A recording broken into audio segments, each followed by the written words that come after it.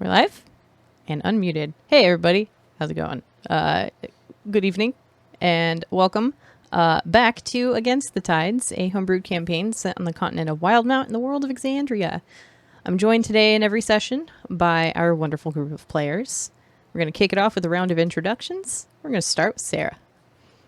Hi, hello. I'm Osarix Franco, and I play Kelby Sparkspinner, the forest gnome, druid bard. We're just making up words and sounds today. There was an avalanche in the tweet, and I don't like it. Passing it over to Chum. Hi, I am Chum. I go by Chum Nation on the internet, and I am playing Anders Oberyn, the Way of the Shadow monk and Soul Knife Ragu. So, yes. And I also don't like the avalanche gift. So, yes. Can't wait. Dr. Tyrant. Hello, my name is Tyrant, and I'll be playing Mistman Iron Fist, the dwarf paladin. And I'm okay with the avalanche because we have a Saint Bernard who will come and save us. They do. I'm the Saint. Hi, I'm DMF Saint, and I play Turley, the Lief Clarak Tortol. I can retreat into my shell and hold my breath for an hour, so I don't care about an avalanche. We're good. Bright. Oh, you remembered. I did. Yay! Hi, everybody. My name's Bright. I'm going to be playing Poignée du Man le Magnifique. And I feel that the avalanche is an emotional avalanche. So I say bring it on. I like all of this. This is extremely good. Thank you. Let's do a recap, shall we? Last we left off, our party hit the trails back down Pride's Walk Road and onward towards the Twin Hills Ford Station to seek passage down the river. As they all settled into the cart for the chilly snow-covered road ahead, they eased into conversation about themselves, their mission, and their new companion. Poignée revealed they hail from the depths of hell and are trying to return home. The rest of the party mentioned where they originate from as well, Turley coming from a swampy forest, Mistwind from Stone Garden to the west, and Anders' estate formerly nestled just north of Rexentrum. Finally, Kelby revealed a secret. They've been traveling towards her home for this entire leg of the journey, and she doesn't want to go back to the Lushgut Forest just yet. After a long day's journey, the group stops near an embankment of the forest to rest for the evening, watches revealing ever-close lost souls bounding around. The morning finds Kelby alone with her thoughts and a tune in her heart, resonating within her druidic focus. And back on the road, once more, Fergus makes his grand return as Mistwind speaks to his origin for the family. Nearly at their destination, the horses of the cart halt with a fright at the scene ahead. An overturned cart, a cry for help, and dozens of fireflies of lost souls surrounding the sight ahead of them. The party swiftly dispatched the transformed fireflies to find a hurt and abandoned Firbolg, a traveler from the destroyed cart. She requested haste in making it to Twin Hills, which could be seen just down the road. You all have piled back into the cart and have made a speedy return to the road, traveling at a breakneck speed to reach your next stop. Illyri can be heard calling on the horses, "Come on, get it!" while the newfound Firbolg Atiel tucks herself safely between you all. The cart is moving very quickly at this point, the horses clip-clopping down the road. Even still, their hooves, the noise of them running, still dampened by the snow on the road, but you can still hear how quick they're going. You can very much feel it as the cart is kind of jostling here and about as you guys make your way back down the road. Is anyone doing anything? Kelby is holding on to the cart, trying to just not be launched out. And is very focused on that task. Turley's focused on covering himself as much as he can with his horse blanket. Because I don't know if you know this, but faster movement makes for more wind, and it's fucking cold. It sure is. Fergus is on top of Turley after about 2 minutes. Again. Mistwood's just kind of tucked into a corner. Yeah, Anders will be looking out front for more danger. Okay.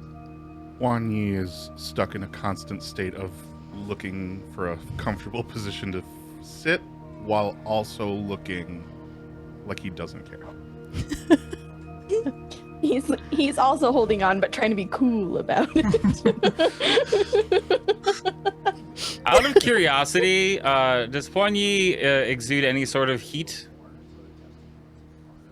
No, not really. Okay. Not from where, not like externally, not to where you would like notice it. All right, truly disappointed. Yeah, not to the point where Turley can just snuggle up next to him.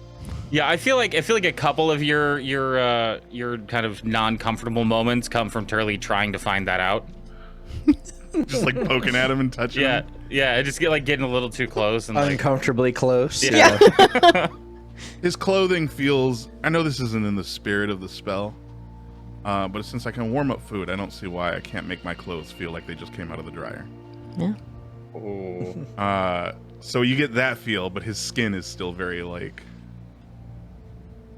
as it would be. Hey, Huan Yi, what's a dryer? Pardon? Nothing. What is a... Never mind. Quit nudging me. Your shell is chafing. You should try living in it. How do you scrub your... Is it a cloaca that you people have? How do you... How does one wash themselves? It usually, preferably involves a waterfall and floating on my back. This sounds wonderful, but do you mean to say that without the waterfall, you have no means to bathe? Why don't you find out?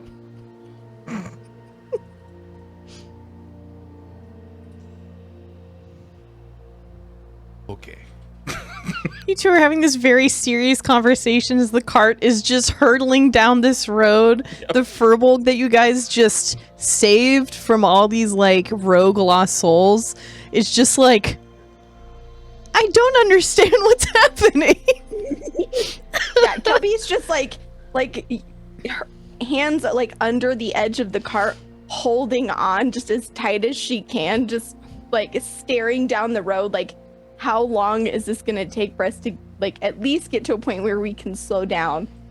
Because she's convinced at any moment she will be launched from the cart. I like to imagine how we deal with stress.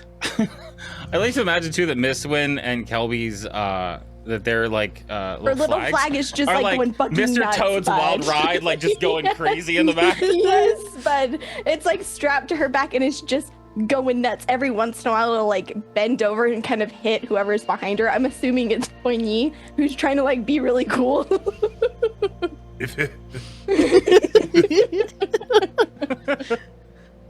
Have you started your cross stitch yet? You're supposed to be sewing something for Turley. Have you like stabbed yourself in the hand many times? No, she's not doing that right now. Not at all. I'm not kidding. That's the real quest of the campaign, is for going to finish the fucking embroidery, bud. The BBEG is cross stitch. It's been arts and crafts all along. The real arts and crafts are the friends, we made along the way.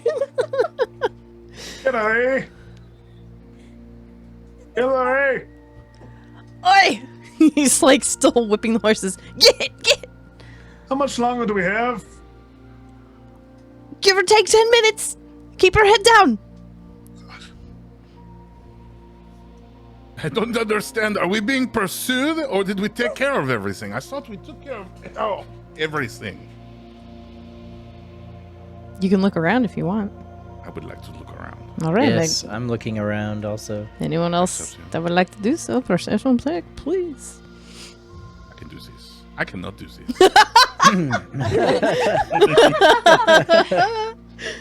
Rolled a 4. 16. I can do this. I cannot do this. It was beautiful.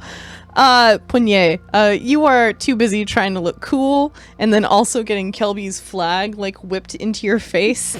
I would You do also the thing where you try to like do the like cool like what do my sorcerer eyes see? And this little Kelby flag just like up to your face. I'd also like to imagine that the enchantment that you have on your flag that looks like you is also holding on to the edge of the Grabbed flag. the edge of the flag, just silently screaming in a little chibi like ah. So cute. Okay. Anders, you do see that there is like a mass congregation of these fireflies that they're not fast by any means, but you can see them like kind of trying to pick up speed behind you guys and even like kicking up some of the snow that's fallen behind them. You're actively being pursued. Yes, I think we should keep the speed up. Oh shit! I thought that was the snow. Oh shit! Hillary, go! What the fuck do you think I'm doing?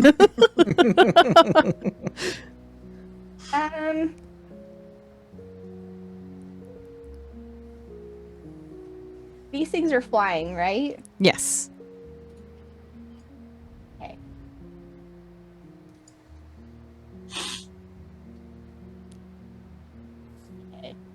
The cart's still going. Kelby's almost being like bumped out. Kelby is going to kind of seeing hearing about the fireflies and stuff, she's gonna kind of wince a little bit and she's going to attempt a very bad idea. Yes. Give it to me. I need all of it. So like there's the horses up front, right? And we're Yep. trying to outrun these things. Kelby is going to like creep up over the edge of like the cart to the seat where our driver is and sit there, and she's gonna kind of put out her hands and try to catch like the horse's tails, like at least like a little bit of the tail if she can, because like I'm assuming that there's like there's a gap for her to be able to actually touch the horses. So she's just trying to get like a hand on what she can of them, so she can cast Long Strider Oh my god. and make it so they can go faster.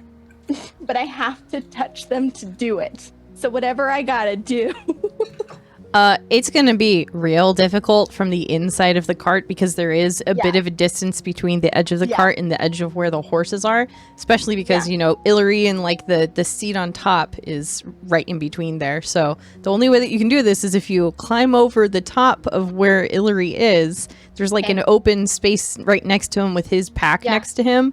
But even then, you're just a wee one. Being able to touch the horse from there might be a little tough, but you can certainly try. Here's what we're gonna do. She's gonna like attempt like start climbing up, realize like this is not gonna happen, and she's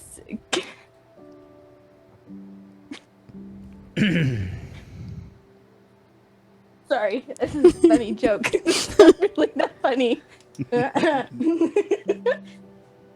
She's gonna turn and look at you all very seriously and just say, "The time has come." And she's gonna look forward, and she'll disappear in a little glimmer of starlight and reappear on one of the horses' backs because I'm using Misty Step. Oh my god! To get me to where I need to be. And she'll then reach, like, hold on to the, like, tack of the cart as, like, just terrified, her little flag just flailing in the background. And she will cast Longstrider on both of the horses. All right. Can you ping Longstrider for me, please? Yeah, it gives them an increase of 10 feet Oh, damn. for the next hour. So they get an additional 10 feet to run. Shit. All right. Cool. The Illyri kind of understands what you're doing here. And just as the spell takes hold on both of these horses, which are massive compared to you, they're like draft horses. So they're having a time trying to go fast and carry this cart. He's like, oh, hey, Miss Wynn, we'll be there in about 2 minutes now. Just hold tight. You just hear, Kelby can't hear anything because it's cold, but she is screaming on the horse in front. So you just get like the echoes of like, ah! Yeah. I feel like due to the increased speed, there's been kind of like a shifting gravity a little bit, and Mistman's just hanging on to the back of the car going, ah! Fergus is right next to you, paws on the back of the cart, also going like, ooh. Turley leans over watching you and goes, hey, remind me to let Kelby know about the next vocabulary word. It's Doppler effect.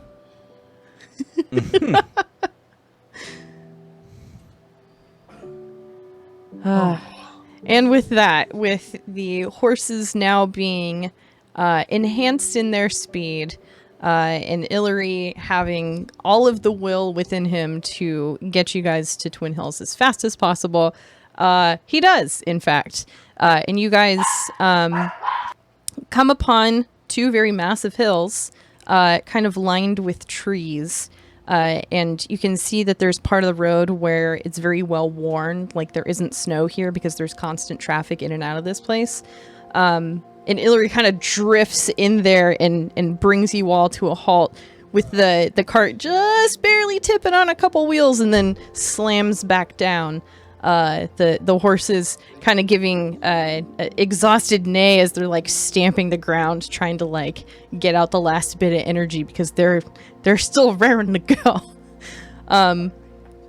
But yeah, you guys have made it to the Twin Hills Ford station. The site before you is as such. Not much, honestly. It looks a bit like a failed university student city planning project where there's like really kind of mashed together buildings, maybe only 3 or 4 of them all in one row, a dock and a boat at the end of the dock, and that's about it. The river itself before you is massive. It's probably about 500 to 600 feet to the other side of it, and it's very swiftly moving down. You can see kind of ice chunks in the flow falling downriver and kind of crashing into the dock very gently, but enough that it looks a little concerning. There's one other cart here. There's the boat at the dock, and then there's the 4 buildings kind of stuck together. Is anyone looking behind you by chance? Yes. Yeah, Yeah, Ponyo's eyes would have been out Anders the is back of the cart the whole time. Always looking for the threats, yes. I Okay. feel like no one told Turley anything was chasing us, and he's just content to get himself off the cart. Okay. Yeah. Kelby is clinging to the back of this horse with her like face like pressed into the side, just like holding on, and has like not moved. Like she's just latched on. I would also imagine that part of her hair is like frozen a little bit as the snow would have caught on and like kind of turned knocked into her mini little hood icicles. back. Yeah, Mhm. absolutely. So we've got one little frigid druid up here. Anyone looking behind you, no real perception check needed, but you will see that there is a collection of lost souls that kind of come towards the border of the entrance to Twin Hills and then just dissipates.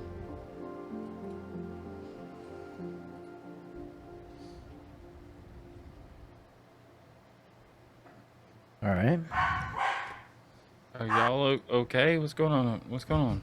Why is everybody so scared? Turley, we were being chased by a group of those floating orb things, but they seem to have dissipated. Hey, you think you would have told me when you saw that? When I saw it and then turned around and said, oh my god, Hillary, please hurry up," I imagined you probably would have turned and looked as well, but maybe not. Miss Wynn, we all saw how you were taking that journey. I thought you were just having the ride of your life. You know what I mean? I mean, kind of, but no. I mean, look, even Kelby got excited and decided to go up there and ride on the horses. Are we done now? Yes, Kelby, you can get down. She'll like peek over the side of the horse and see how far down it is. No, I think I'm good up here. Good idea. It'll probably help you move faster if we get in trouble. Okay. Does someone remember to put a horse blanket up here for the night? She ain't getting mine.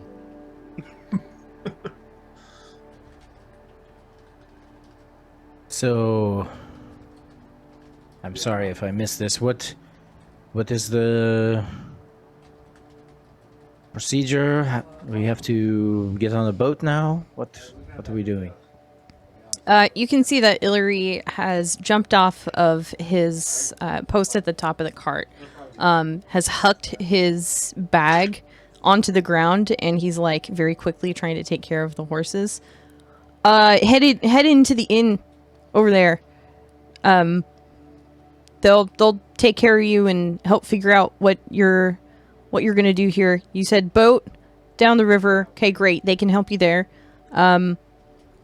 I need to figure out what to do with my horses. And he like just starts looking around for a place to lead them to and a place for them to rest. And there's not really a place for them. It's kind of like a roundabout here, where carts would normally just like pick up or drop off something, turn around and get back on the road. Is there smoke coming out of a chimney? Roughly, yes. Charlie's gone. Charlie's heading inside. Oi, Fergus, go help Kelby off the horse. Yes, No, we have to. I don't want it. Why does it have to be? Don't make it be him. No, Anders, help. I'll get her. And Anders will go and help Kelby down. Let's go to the inn and get warm. Come. Kelby will essentially like just lets go and falls off in Anders' general direction. All like cold and like you'll see that her nose, which she generally has like a little bit of a blush to her, but is like significantly worse.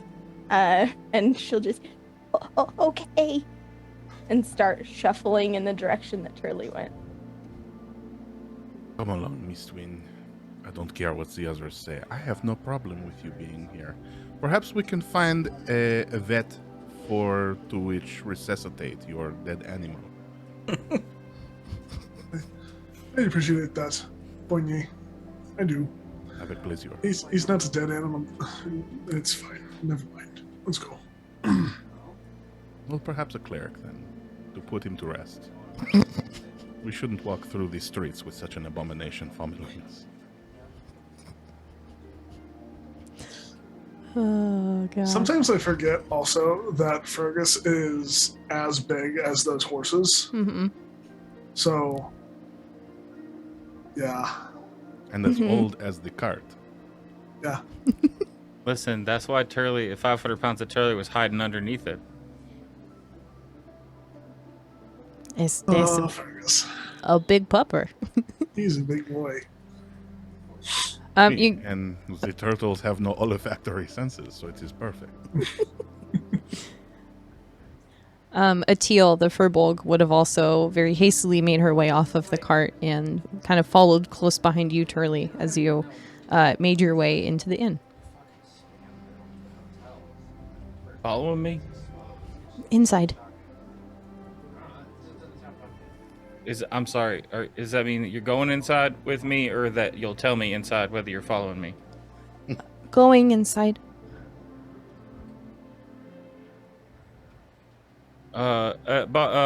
Tavern, bar, keep, restaurant, way station, whatever. Hi. Anybody in here?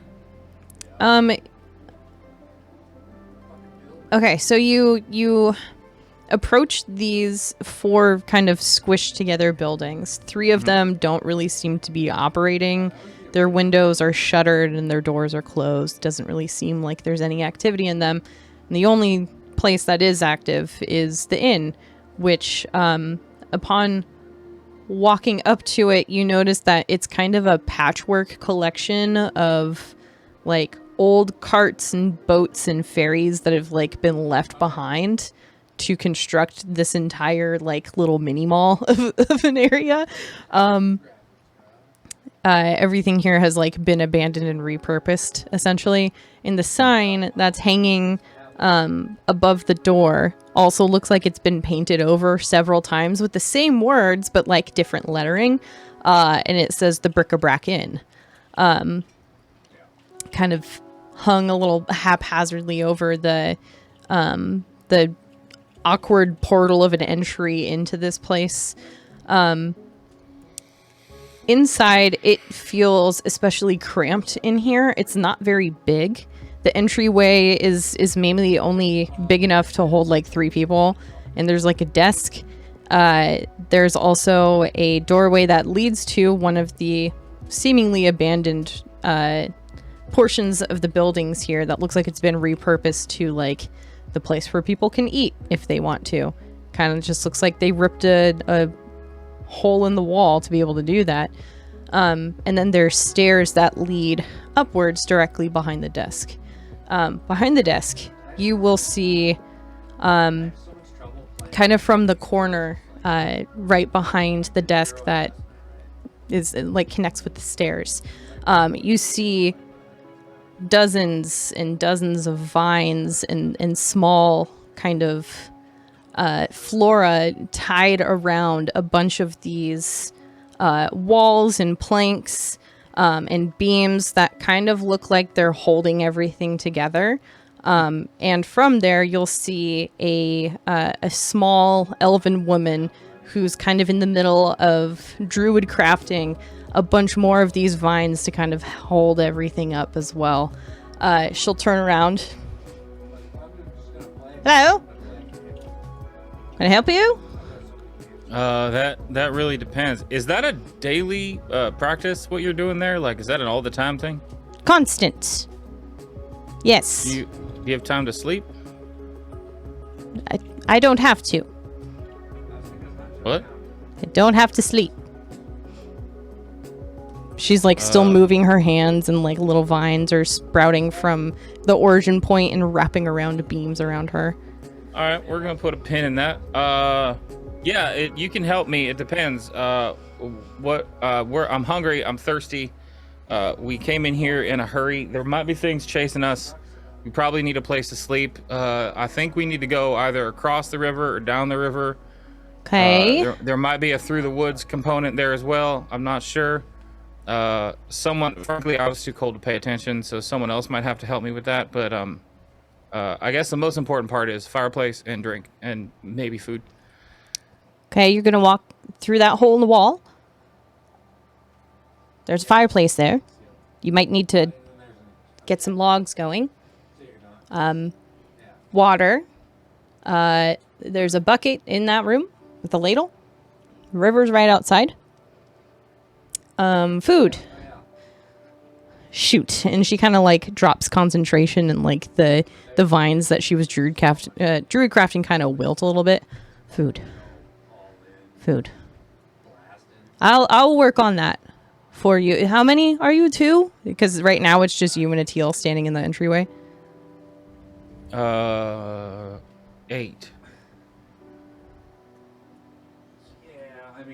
We can't do 8. We can try. Really hard to do Well, listen, you do what you want. I have an important question. What are the chances that the tenant before me mistook which bucket is which and used that ladle on the wrong one? You get my drift? I see. That bucket is out back. You don't need to worry about that. People understand that that is the bucket for the out back. This is the inside bucket. She just returns to druid crafting and Vine's holding everything up. Turley is resisting the urge to ask about the poop knife and goes in to start the fire. I hate Reddit so much. God damn I'm it. right there with you. The poop knife. God. So Turley goes into that room on the right. Yeah. Etiel will follow. Yeah, I'm assuming that the hole in the wall is probably just big enough for Turley, if not slightly smaller, and he's got to like crunch down a little bit. Absolutely. Yeah. Hopefully there's wood there. He'll just set about making a fire because he knows that others are probably as cold as he is. Okay. Yeah, and Etiel will start helping. She looks shaken and confused because 20 minutes prior she was stuck under a cart and being assaulted by fireflies, and now she's here and trying to build a fire. Yeah, listen, you get used to it, and as the scene fades out, Turley will say, "So, does your culture have a poop knife or not?" And go about the fire. Oh, D&D. Oh, God. Okay. Who else is coming inside? Is everyone else entering into the inn? Okay. Yeah, we're making our way in. I'm making. There's no stable or anything, No. right? Not as far as you can tell. I don't know if Fergus would be able to fit through the door. Yeah, I'll just go up to Fergus for now and kind of put my hand on his neck and pet it for a second. Just, thank you for helping us. You can go back to whatever you need to do. I'll call you later. Just kind of push his head away and unsummon him, I guess. Okay. As he's petting him, I'll be like, I'll give you a moment to say your final goodbyes. And I'll head inside. Fergus looks really sad, but like understanding, and he'll like nuzzle up to you one last time, give you a big old lick across the face. Try and do like one of these, I'm just gonna paw you in the air, but not actually hit you kind of thing. And then just start wandering down the road.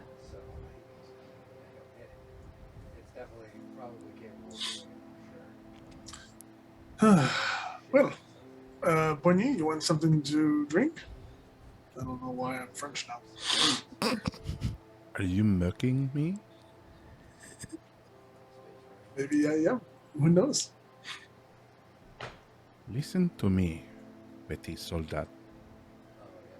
I may be your only friend here, so treat me better. S'il vous plaît. What do you mean? I know you are hurting right now because your recently deceased horse dog. So I will let it slide this one time. Wait a minute. What do you mean you're my only friend here? Do you have Vin Dusang here? He turns his attention to the woman behind the counter, the elf behind the counter. Or is she not behind the counter? Is anyone behind the counter here? She is behind the counter. Okay. And as you like burst in through the portal into this place, she's startled by your sudden demands and kind of like turns around with a shriek, and as she does, all of the vines that are like holding the door open kind of like pulse a little bit and makes it a bigger entryway and just kind of settles back into place. I'm sorry, what did you ask for? Vin Dusang. I don't know what that means. Hey, he means something to drink. Poigny, it's get your own. It's in the bucket to get. It's out back. It comes in a bucket. Yeah, you gotta go get it out of the river.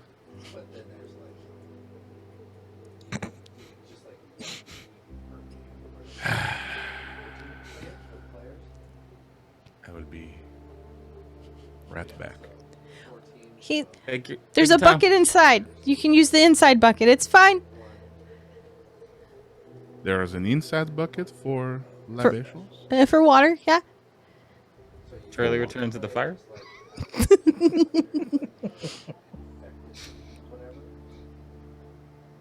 I'm gonna cast Create Bonfire as Turley's like putting pieces of wood down. Jesus! Good lord! Listen, I probably deserve that, but they didn't deserve this. I'm sorry, I thought you were called. I was merely assisting. I will get the bucket water for 6. No, so it'd be just think. Kelby, who's kind of just like shuffled in and has pulled like her hood back on and has her mittens, the little hands like tucked under her like arms. We'll see Mistwin kind of like lingering by the door, like I'm assuming kind of a little flabbergasted, and she's gonna kind of shuffle over and wrap like get a little arm around his and be like, come on, Mistwin, it's cold. I you're my friend, right, Kelby? Sam, why would you say something like that? I think Poigny was not being very nice to me. We may need to prank him. You just see she turns and there's like a glimmer inside the hood because you can't see her full face because how tight everything is pulled, and you'll see her. I would never do such a thing. She continues to lead you over to the fire. Oi, Turley, Yeah. want some whiskey? Did you bring enough for everyone? No. Only about 5 of us. I want to say yes, but that's not really fair now, is it? Oh, I brought enough for everyone. That's nice to me. Good. That's good, because I was just going to take you like somewhere else and then we were going to drink it together, but Oh, yeah, no, spread it around. Spread the wealth. spread it around. And like act like I'm hiding that from Poigny for a minute and then give it to him as well. Kelby's kind of like in front of the reinvigorated bonfire inside this strange little inn. She's just gonna have her hands out and like slowly warming up, and I think for the first time notice the innkeeper and the kind of setting to her task with the vines. And she'll kind of like do the thing where, you know, when you're a kid and you're all bundled up in your snow gear and you don't have utility of your fingers, so you like use your mouth to like move stuff around to like be able to like breathe better and stuff. She's gonna do one of those and just call over, do you need any help? From where you're at, next to the fire, you can kind of just like barely turn around and see through the hole in the wall where this woman is. And she seems a little surprised. She's still like kind of walking around the place and just very haphazardly throwing up like vines to hold the place together. And hearing, do you need help? Little flowers start to bloom along the vines. Like, oh, I'm doing okay.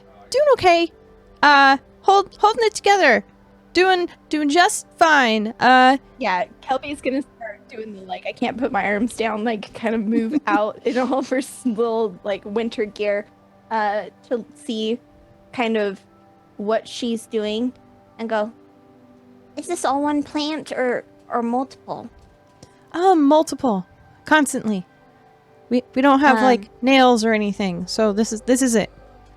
Yeah, Kelby's gonna put out her hand and start helping with druid craft of her own, like encouraging like plants to kind of fill up holes, or like leaves to kind of broaden to fill up holes where like snow and wind might be coming through.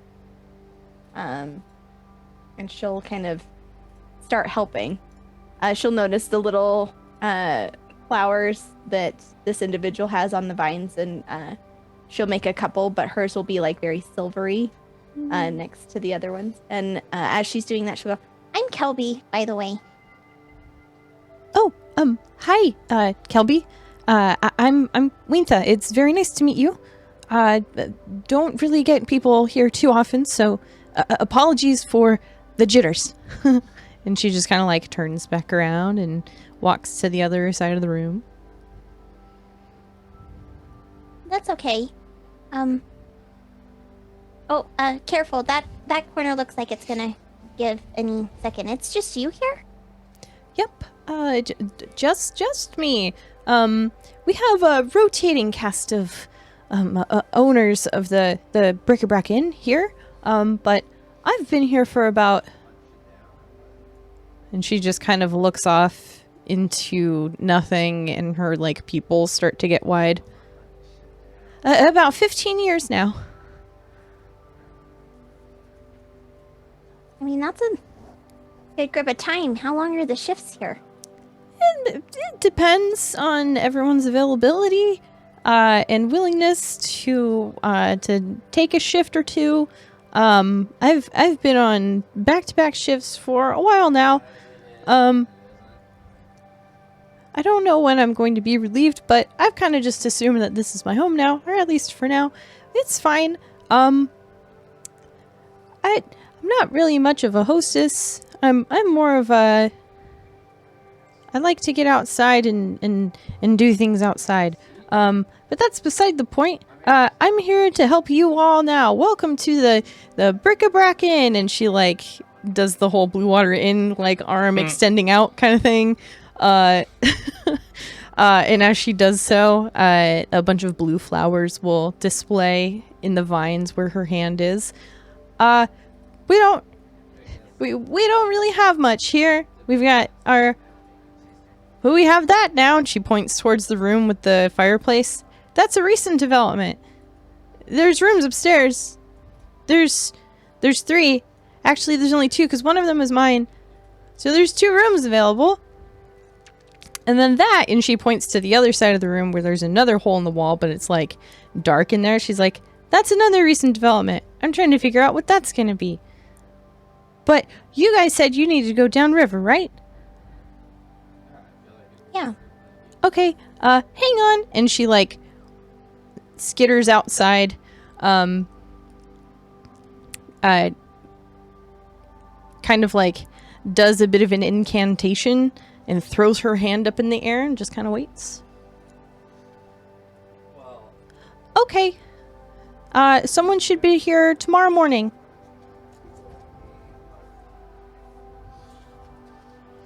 Okay. Kelby's gonna like, as she's watching, look over and see like a crack in one of the boards, and is gonna reach over and cast mending to mend up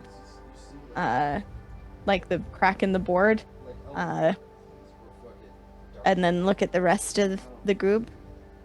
So it sounds like we've got 2 rooms, unless we want to, I don't know, sleep anywhere. Maybe in the cart? Well, I Be really imagine cold. Turley will want to sleep at a fire. You're damn right.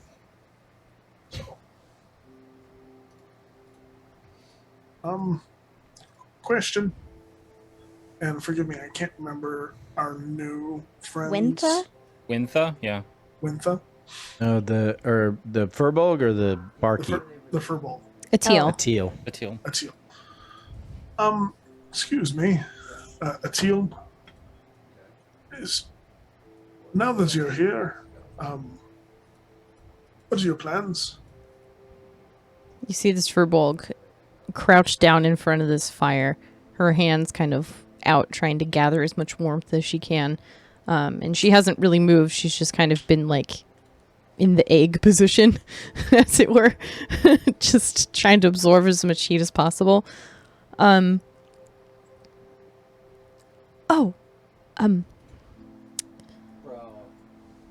Pride's call? Yeah. And you mean to get there on your own? Cart, but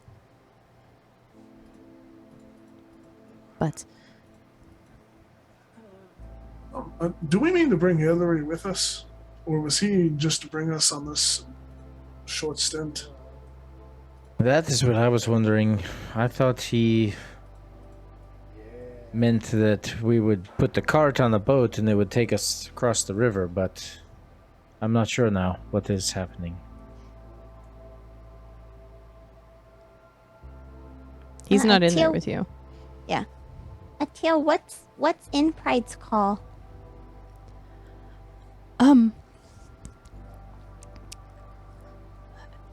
Sanctuary.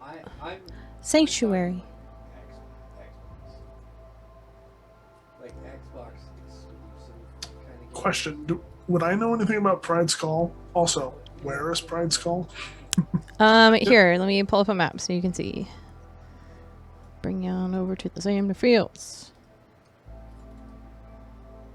Wow, it is very JPEGy right now. Okay, so you guys are right here at Twin Hills Ford Station. Pride's Call is right here.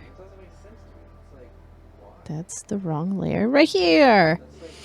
So further down Pride's Walk Road. To the south in the foothills.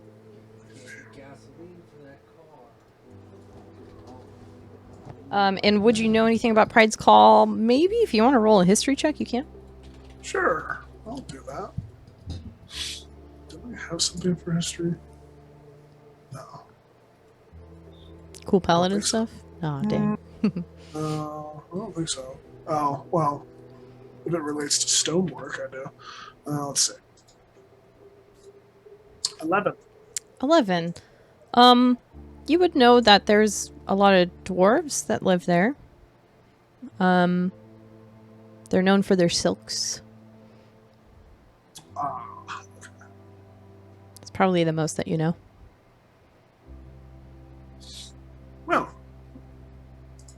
Well, that's the one thing. Do we have a map? I think we do. I'm pretty sure you guys do. Yeah. If anything, Alfie would have given you guys enough time to like copy down the route that you're trying to go and like any like landmarks along the way that you might want to look out for.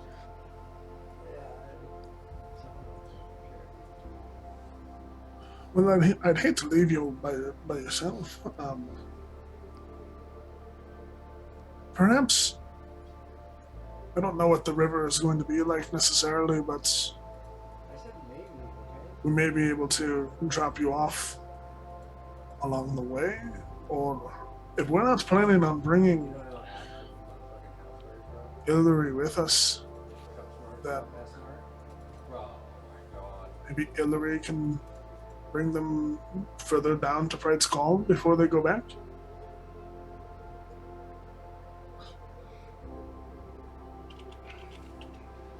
Speaking of, where is Hillary? He is tending to the horses. In the cart. If I remember right, he agreed to take us as far as Copia Lake. I might have been remembering that wrong. I mean, that dagger that was is why pretty valuable. That is why I thought we would put the cart on the boat and go, you know, that is why I thought that, because I remember the same as you.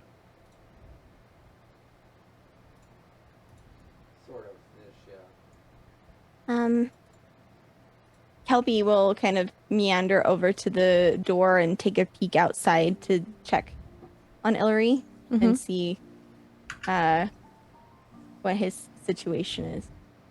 You can see him still trying to like calm down the horses. He has untied them from the cart so that they can be a little bit more free range here. The cart he's positioned off of the kind of roundabout, but it's still kind of on it. There isn't very much room to park anything here.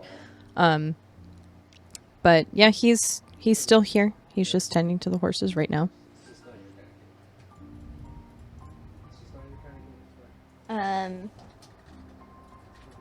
Kelby will put out a hand and mend something on the wall really quick as she's like sitting there and debating.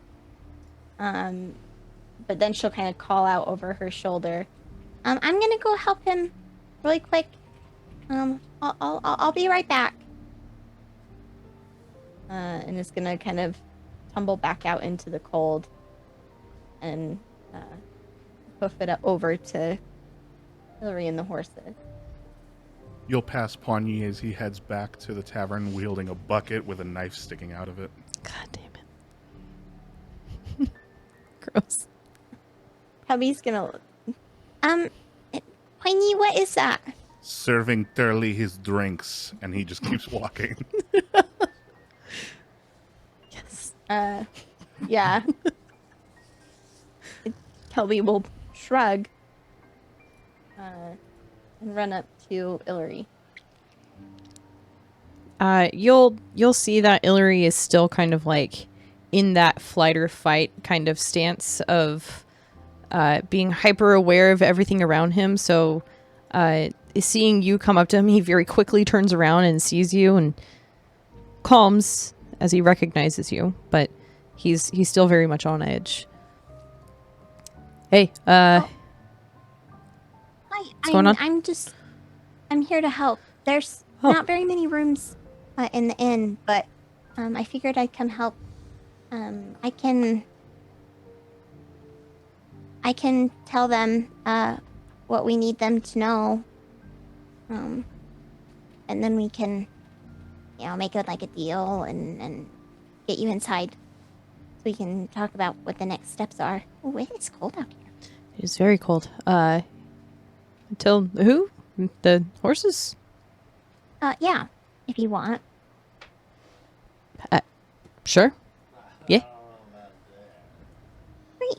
He'll Just kind have of to remember. step back and put his hands on his hips. Kelby will grab her focus and like hold it out in front of her. And she'll hold it like in her hand and put up 2 little bunny ears. And then in Druidic, like sing a little song, and as she kind of makes it bounce, and cast Seek with Animal. That's so cute. I love that. Okay. Yeah, you're welcome to speak to the horses. Hello, hi. I'm Kelby.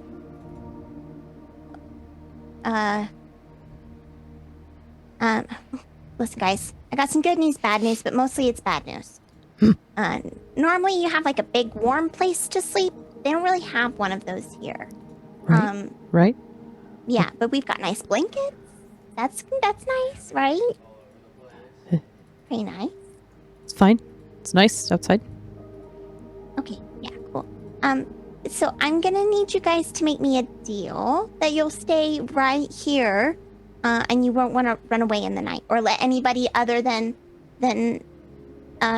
Elry or me take you. Right? They all kind Yeah. of, they kind of look at each other and like nod. Yeah. Yep. Okay. Can I get you anything? There's not much, but I can at least ask. Apples? Apples. Okay. The other one, sugar cubes? Sugar cubes? Apples and sugar cubes. All right, classics. Okay. All right. We'll see what we've got. I don't. Like I said, it's kind of rough pickings in there, but I'll do my best.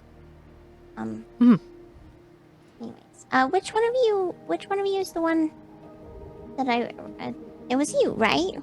And she'll point to the one that like she misty stepped onto. Mm-hmm. You'll see it kind of like, bray its little hoof at you and kneel down a little bit. That was fun. Going fast.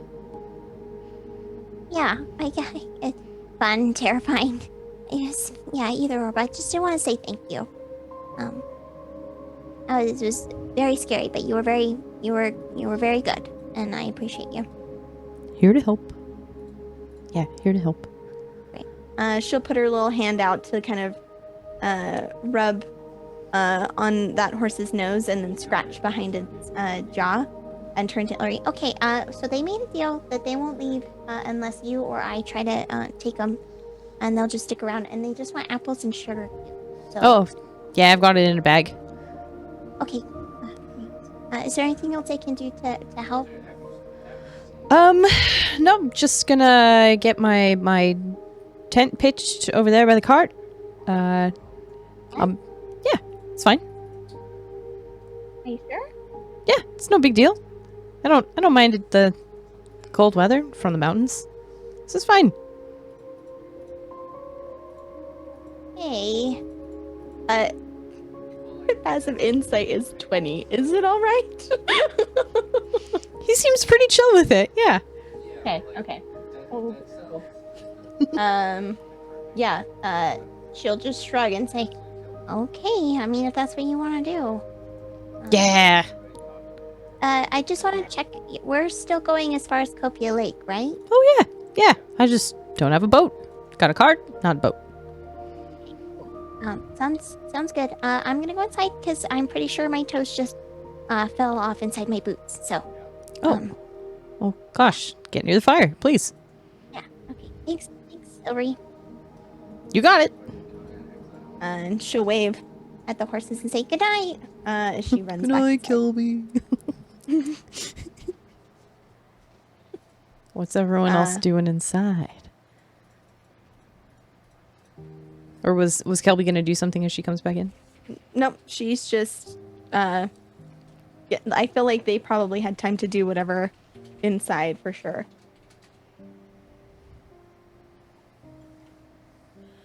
Well, then Poignet is going to return to the table and unceremoniously plop down the bucket on the table.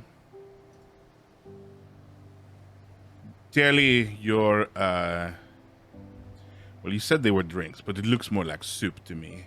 I don't know if it is fermented completely through. It looks as if it is middling. There is a stirring rod here, if you would like to continue. I will not be partaking, so it is all yours, as they say. Bonnie, are you okay? Oui. I don't know about that. Remain that way. When you came around me, I just got a mighty smell of something awful. Wait, it is your drink. Here, and he scoots the bucket closer to Turley on the table. No, I'm concerned about you, and I will put my hand on your shoulder and cast Spare the Dying. I don't think you're okay. You smell rotten.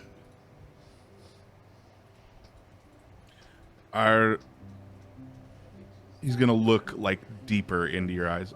Are you doing okay, Turley? Did you hit your head on the cart when we...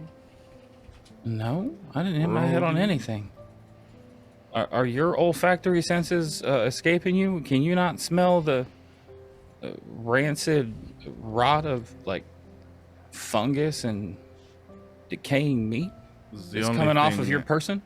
It's the only thing I can smell, and he stirs the bucket a little bit, is the swill. But I am not a judgmental man, Tortway. You do as you please. Do I offend? Well, you know what? Perhaps we should find a waterfall nearby. No, you know, here's what we're gonna do. Here is what we're gonna do. I'm concerned about your well-being and your health. But don't worry. I will protect you from any harm that will come. And I will hand you the ring again. The what? The ring. What That I had handed to I'd handed to Miss one from before. Ah, you mean your husband? Yeah, I think you should have the ring instead of me. am full up. I know, but this one Merci is beaucoup. this is a special ring. It'll protect you at times of crisis. It's a boon from me to you, my friend.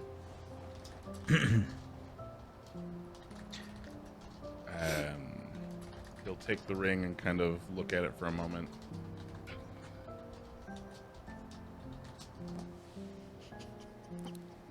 Merci. Go ahead, put it on. It only works if you're wearing it. I do not require protection at this moment, friend, but I will put it on should things get airy in the heat of battle. And he'll slip it into his pocket. I mean, listen, if you're not gonna put it on now, I need it back because it's the only one I got. He'll hand back a ring That's not my ring. that looks similar to yours. That's definitely not my ring. Are you sure? It looks exactly like it. I'm sorry. Is it a platinum ring that looks like it's worth at least 50 gold pieces? He reaches into his pocket and pulls out like 10 platinum rings. Which so one of these is yours? So, I'm considering this as a component for my spell. I feel like I could pick this one out. But feel free to make me make a roll. No, I feel like you would like know the material well enough, like right. searching your pockets. You know how you can like blindly look through things, like, oh yeah, there's my keys, there's my wallet. Like, you know, yeah, you would know. I'll pluck my ring out and say, "You sure you don't want to wear it?" Damn. He will let the other rings fall, and as they fall, they just kind of become immaterial glitter as it blows away. As I said, I am full up, but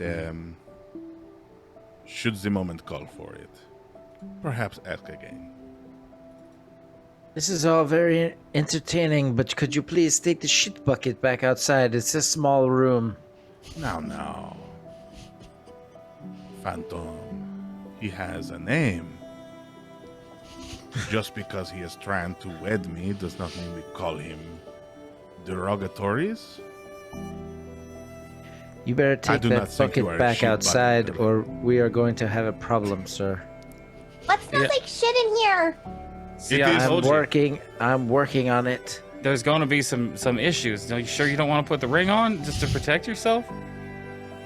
Why is there my corn God. in this bucket? And don't touch that! It's soup, Mistween. Turley was just about to serve It himself a doesn't. bowl, It but you can smells go like ahead it's and made. start. If it's stew, I think it might be rotten. I'm just gonna wave my hand over it and cast Purify Food and Drink. And No. Oh my think it's- Son of a bitch! And I'll put the ring away. I can't.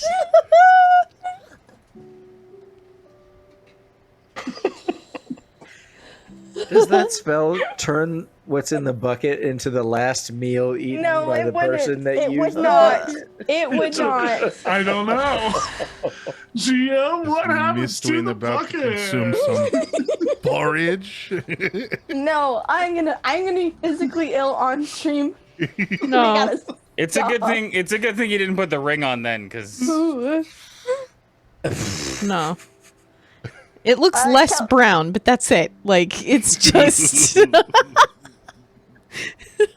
still shit water. Kelby is telling If you don't take that bucket outside right now, I'm gonna lose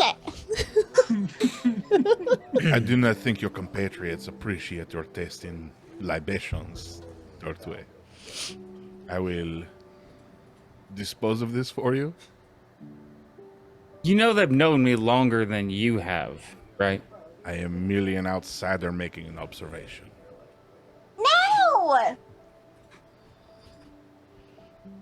Wintha will have heard this commotion, and she like kind of walks in through the door, the vines curling around the hole in the wall as she enters. God damn it! Did someone bring the shit bucket inside? Please, I told you there were two buckets. That's the outside bucket. Please leave the Should've outside just bucket met you. I outside. point to Poigny and said, "I don't know what he was doing with it, but he's the one that brought it in." You only just met him, and you're already calling him shit.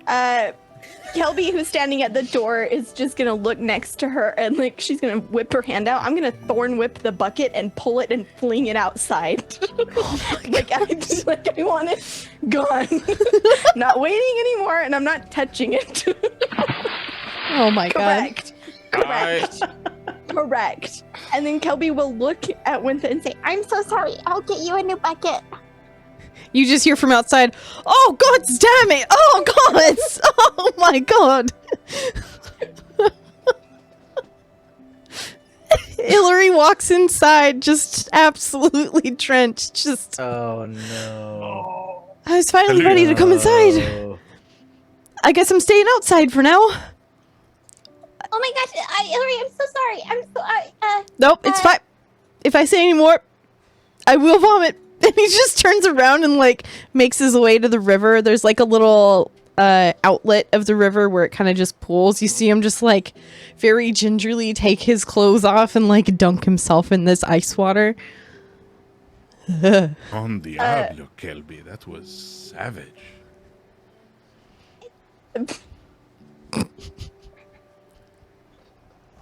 Why would you bring that in here? I was instructed to. Who told you to? Thirdly, Kelby will look at Turley and look at back him. And you couldn't tell that he was joking? it is difficult to read him. He is a bit of a stonewall. It is the lack of lips and eyebrows. Is it a size joke though? Like, was that Stonewall like a size joke? I feel like it was. No, Totwe, no. I mean, it is because you are you're stoic, you know. Wrinkly. You speak with monotones. Shriveled. Also, your lips do not curve. You have a beak and those lack of eyebrows. It makes you very inexpressive. It's difficult. to read. Turley messes with you. That's what he does. He tells you big stories and makes up things and tries to get you to look stupid, but he does it because he cares. He didn't actually mean for you to bring in the shit bucket. Ah. And what manner of prank was the ring then? The ring? Oh, yeah, no, it causes us to share experiences like harm and damage. Listen, I'm from the swamp. It's not the worst thing I ever eaten. Might have been the worst thing you ever ate, though. I believe we have different opinions of worst and the best. Oh, so you did want it. See? But- Kelby, I knew he would like it. That's why I sent him out for it. That being Why? said, we do not make a habit of consuming caca. I don't make a habit of doing anything of this kind. Kelby is now kind of like fake angry, taking off her mittens and like throwing her hands down to her side. You're impossible. Do you know that? Impossible. I can't take you anywhere. Okay. And Kelby's see. gonna slap her hand on like the door frame and mend it really quick. I mean, we seem to keep going the same places, so I feel like you can't take me anywhere, but, you know. Listen, I just need you guys to like shake hands and promise that you'll just like cool it. This is close quarters and we all need some rest. So what do you say? We. In Hurley? sincerity, though, is there anything to drink around here that is not village folk waste?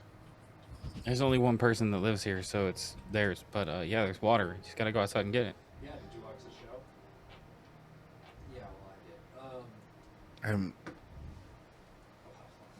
Is water all they have? Is there no other options? Perhaps a bottle of something.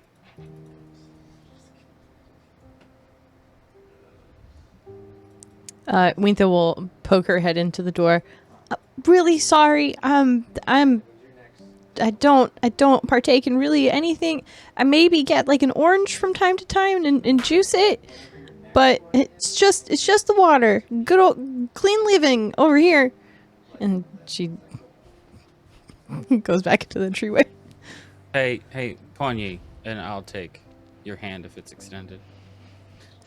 It is not. And Turley holds out his hand to make amends.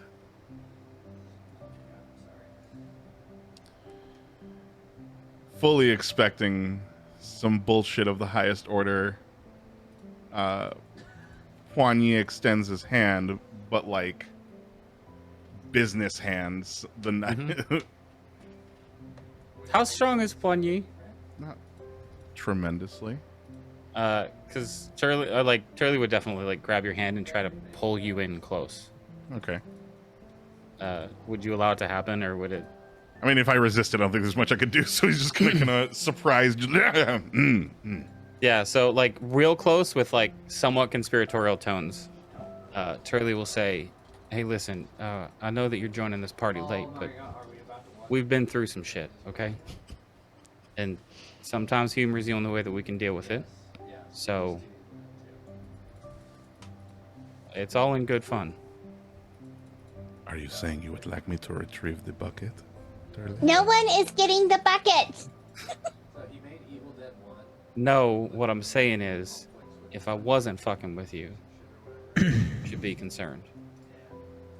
But it's all good, just in case that was the question. I am to understand you correctly. You would like me to fuck with you in response? I mean, you do whatever you want to. I'm just saying, like, there's something to be said for relieving the stress and tension of a pretty fucked up, dire, serious situation. That's all. Understood. And he like shakes your hand.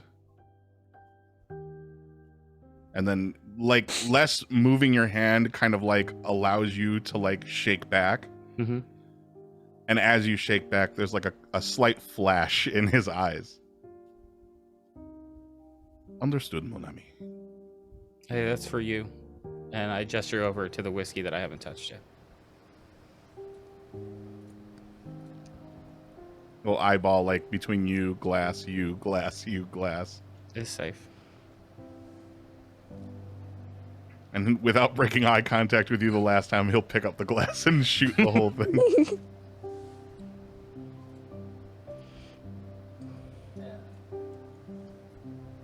Hey, Mistwind, can I get his? Hey, yep. He's got the hooch. In case you're curious. Oh, is this from the cask around your poor creature's neck? Oh no. No, I still have some private stock. But you know, it would have been nice to. I didn't actually get any. No, damn it! I made such a big fuss. No, I did not get any more. Are you sure it is okay to fuck with him some more, given that his companion is no longer with us? Yeah. Okay. I don't think his companions had a proper burial, though, so you might want to offer to help him out with that. This is a good plan. Miss Wynn! I will have another shot. We must warm our bodies. Where have you put your beast to rest for eternal slumber?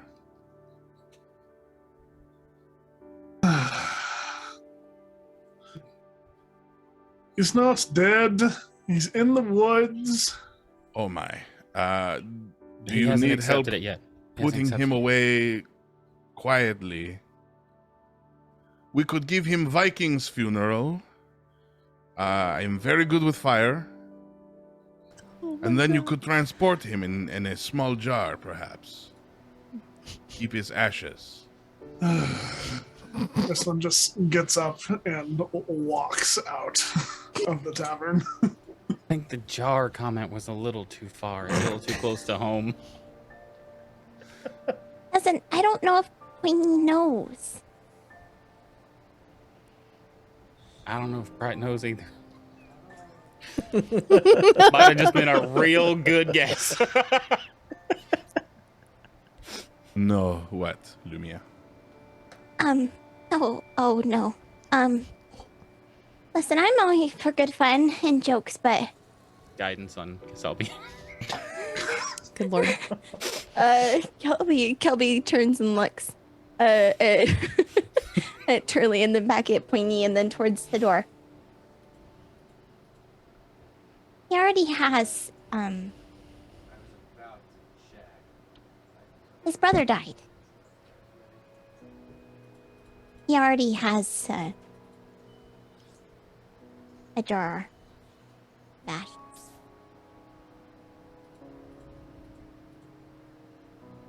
You're right, Bright did not know that. I'm sorry. Ah, Kelby's gonna kind of look back at the door and look at Pointy. Listen, I'm not gonna tell you how to live your life, but you fucked up. recalling the words that Turley told him not minutes ago. They are apps. They could be roommates.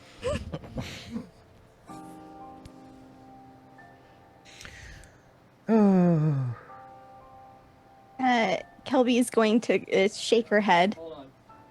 Listen. You know what? No, I'm too tired for this shit. You guys clean it up yourselves. And Kelby's gonna go over and kind of like slump onto the floor and pull her knees up under her chin and rest them on. But if Mistwin doesn't come inside, and he spends the night out there, and he freezes in his armor, it's on you.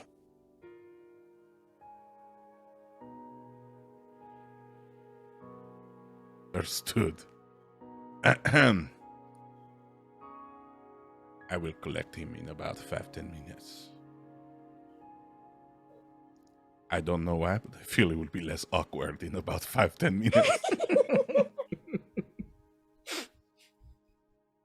Wanya's gonna sit down at the table for a bit and like pull out his cards and start laying them out in front of him. Okay. It's at this point that you hear someone running up to the inn and like bursting through the door and running into the room where you guys are. It's Illyri, and he's like stark naked, but like holding on to all of his clothes that are also very wet. And he's got a couple horse blankets that he just like has wrapped around him. He like scoots up next to the fire, just plops himself on the ground and just kind of huddles and like shakes and shivers. Kelby, who's got her like knees under her chin, like sees this and will like scoot like twice towards him, put a hand on his head and cast enhance ability and give him bear's endurance. His constitution goes up and just do a little pat pat. I'm sorry, Illyri. I should have checked. It just was... I'm really sorry. It's all right. It's not the first time the outside bucket has made its way in. It's fine. It's fine. Yeah. Kind of a shitty day, huh? You're a jokester. I like it. It's good. It's good. And you can see him kind of relax a little bit, especially after the bear's endurance. He just kind of nestles into the blanket. Right. Okay. So everybody, gather round so we can plan for tomorrow. He's like not moving. He's like got his back turned to the rest of the room and just like laying down on the ground next to this fire, trying to warm himself up. All right. So my mate's gonna come down the river on a boat, and we're gonna hop on it, and we'll get you to Copia Lake. Probably by tomorrow evening. This river is fast. It goes very quick, so you're gonna want to secure yourselves the best that you can. Any questions?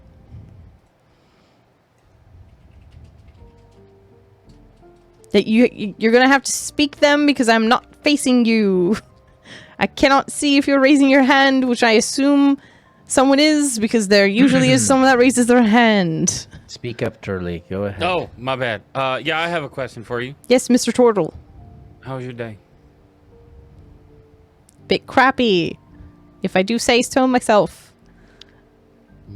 That's a good one. Thank you, thank you. Kind of led me down that path there. So thank you for, Yep, thanks for that. Anyway, has anyone been on a boat before?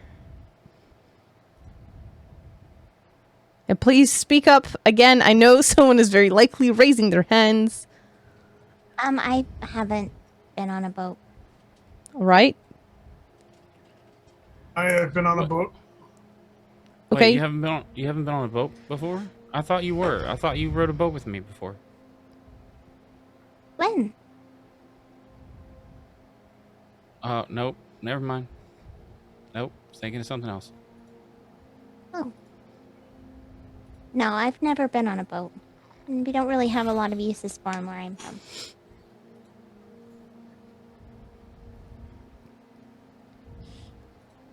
What's it like?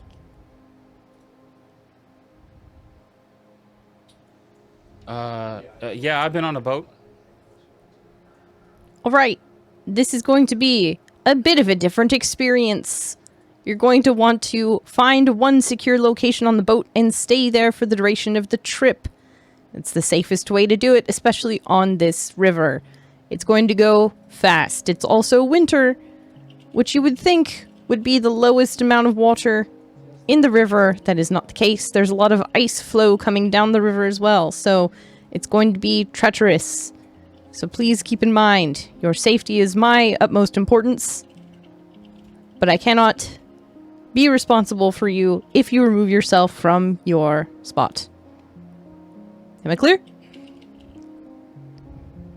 Again, you're going to need to speak up. Thank you very much. Thank you, thank you. Yes. Was it less of a boat, more of a raft? You will see tomorrow. It is a surprise.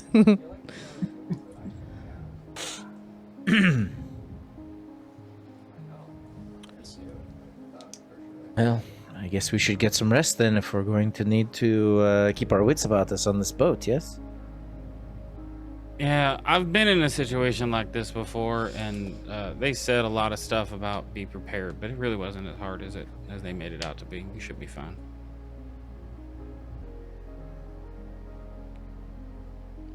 I admire your confidence, Mr. Tortle. As we do have the rest of the evening here, I would advise getting as much rest as possible so that we can head out as soon as my mate gets here, and make good time to get you down to Copia Lake by tomorrow evening.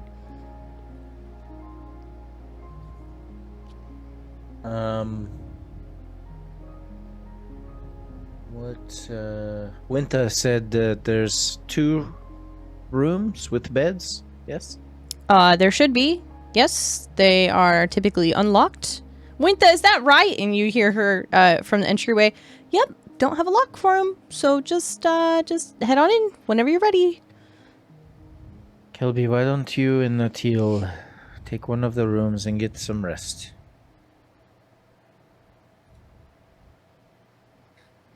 Okay.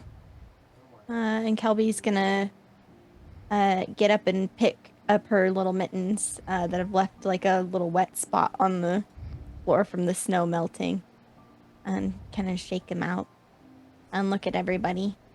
Good night, everyone. I'll see you in the morning. And start. Yeah, she's gonna go upstairs. Okay. I'm hungry. Has anyone got rabbit? There was a chubby one hopping around. Turley. She like heads up the stairs. Oh, this is a conversation I believe Miss Twin should have been present for. And if I'm not mistaken, it's been a few minutes. I will return shortly.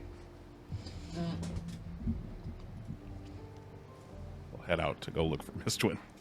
Miss Twin returned for the conversation. He's just been kind of standing in the entrance to this room, between the two rooms. Ah, well, you've done my work for me. Bon.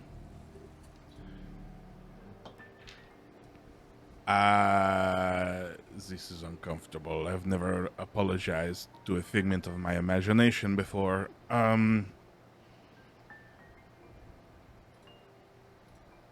I am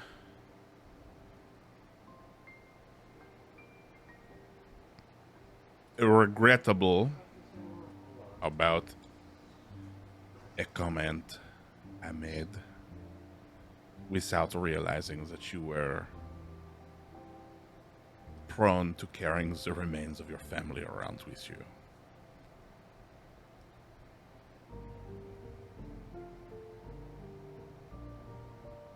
I am told this is something I should not have said.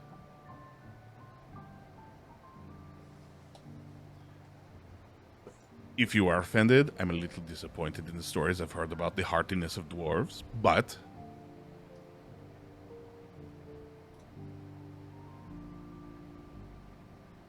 I hope you did not get your imaginary feelings hurt over them, and I withdraw the comments I made. Bon?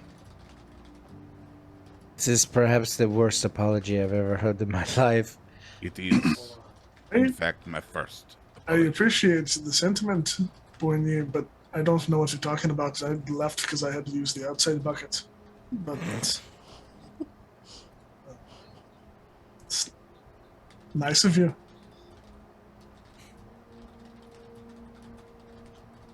Wait. Well, I'm joking, Boigny. Thank you. I appreciate it.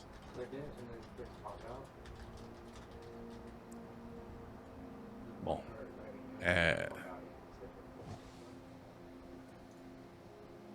And don't worry about it.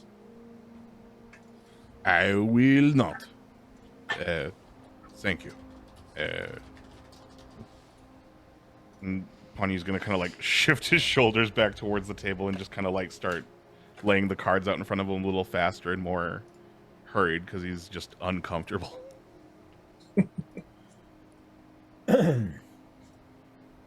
Well, you all can play Boulder Parchment Shears for the remaining room. I'm fine to sleep down here. Yeah. Hey, is there fire upstairs or just here? Just down here. Yep, well, I'm staying right here.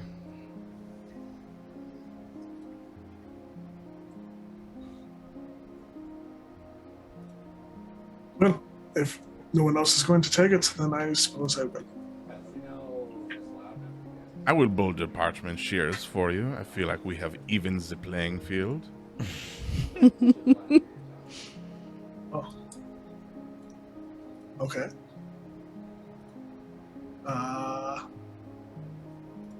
How are we gonna play Boulder Parchment Shears? Like this. Just hold your hands Oh, up, yeah. that's right. We have cameras. We go on shoot, not on three, on shoot. Yes, I am civilized. Okay. 1, 2, 3, shoot.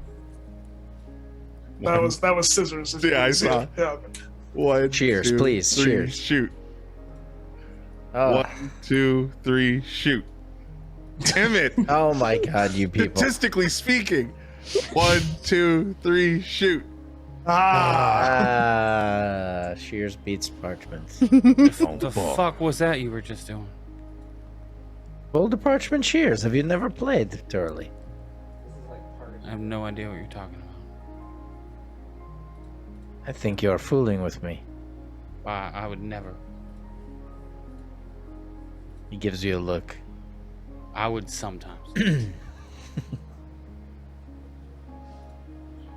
It's a game as old as time, Durley.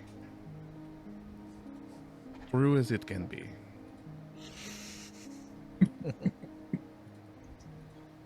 Well, Mistwin and I are barely even friends. there's about a fifth of it left. Turley, you can have the rest of the whiskey. He immediately takes it and just bottoms up. Oh, never mind. As I will be sleeping on the hardwood floor, I appreciate the gesture. Good night, everybody. Bowie. Yeah.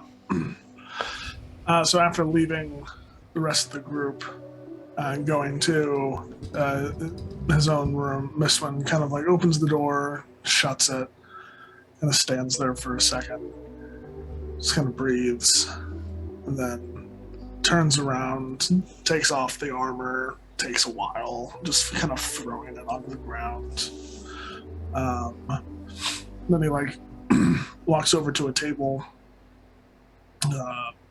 on the far wall and kneels in front of it, takes his brother's urn and places it on top of the table, and he just kind of looks at it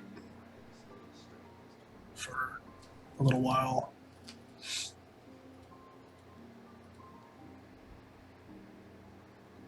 Gets like a twitch, and like trying to fight back tears for a few seconds before he like gets into his pocket and pulls out like a little symbol, and like closes his eyes for a second, and there's a flash, and he casts Calm Emotions on himself and on probably Kelby and Atil as well, since they're in the adjacent room. But he just sits there for a few minutes and goes to bed. Okay. Mistwin feels an overwhelming sense of calm as he drifts off into sleep. Did anyone else want to do anything before passing out for the evening? Turley's already out. Nice. So it's Turley, Anders, Poignet, and at this point, Illyri has just fallen asleep in front of the fire underneath all these blankets. So it's all four of you in that room. Is that right? Seems right. Oh yeah. Okay. Yep. Okay.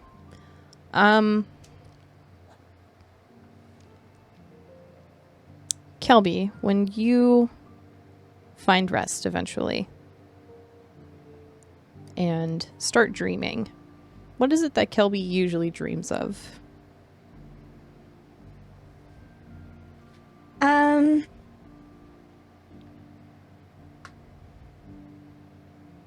It's funny you should ask. It's been a little bit different than before.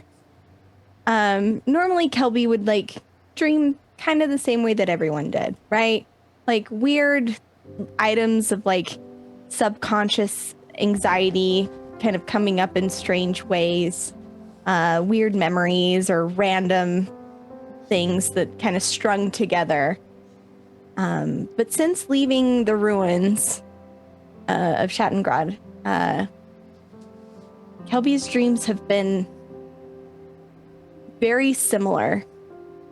She's sitting kind of in a tavern, so to speak, but like just a generic one. It's empty. She's on the stage, and there's a bunch of people like out sitting at tables, but she can't make out their faces till they stand up and they come forward like to the end of the stage, right within the footlights, and she can kind of start to make out the like barest images of faces, and she has this overwhelming sense that she needs to listen.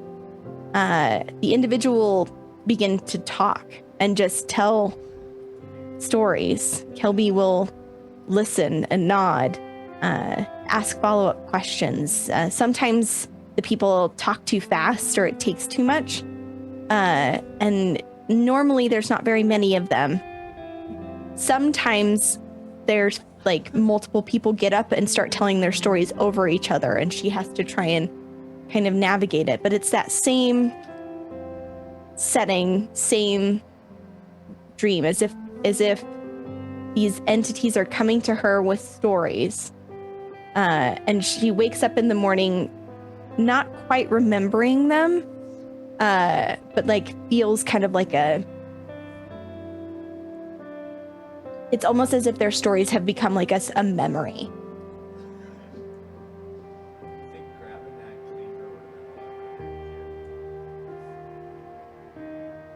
Okay. How do the dreams usually end?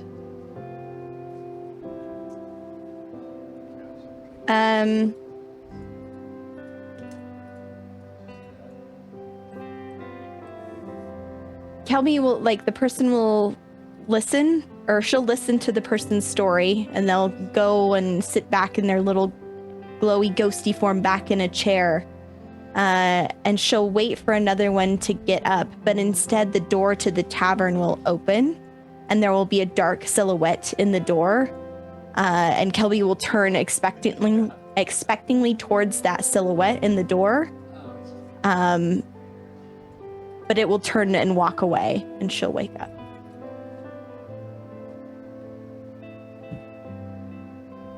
Okay. And that happens this evening? Yeah. And I don't know, Teal's in the room as well. She'll hear Kelby muttering in her sleep. Sorry, what was that? Just one more time. Hey, and dog did what? Well, I guess that kind of makes sense. And like, it's just as if she's listening to a story.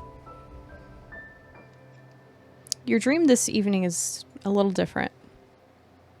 It's the same tavern. It's the same kind of vague silhouetted figures that approach you and begin telling you their stories. But at the end, when you go to turn towards the door, expecting it to open and there being a dark silhouette of a person there, contemplating entering and then eventually leaving, what you instead turn to is a familiar forest, dark and humid, and it feels like it's closing around you. But it sounds different than normal. You know the sounds of this forest. They're ingrained in your memory. The birds, the way that they call to one another, the different kinds of calls that they have. The kind of pitter-patter of the animals along the forest floor. And of course, those that live here as well.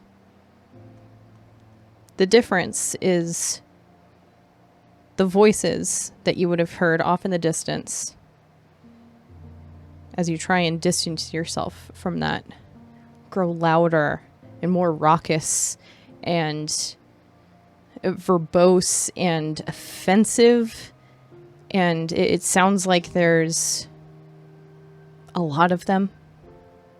A lot more of them than you're used to.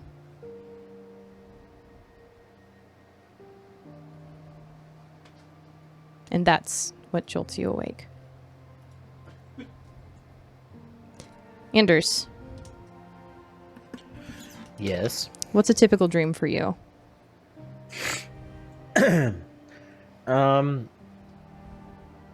I would say that normally Anders wouldn't dream much, or remember his dreams much. But since arriving in this time and place, he is focused on, the status of his family and his order. So,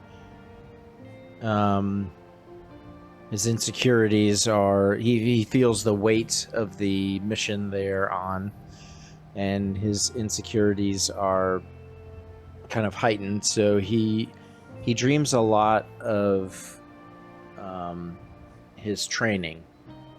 So his initial, it's basically like a sparring arena where he was being trained by his mentor, which I'm trying to remember what I said her name was. Yeah. So Sylvia is his mentor. The Veil is her kind of nickname, and it's kind of lessons within, martial arts training, and him kind of getting his ass kicked all the time. So that kind of things, but trying to, remember and learn those lessons he may not have learned at the time, So it's kind of that dream over and over again. Okay. And what's usually the thing that ends the dream and brings you back to consciousness? I think it's probably like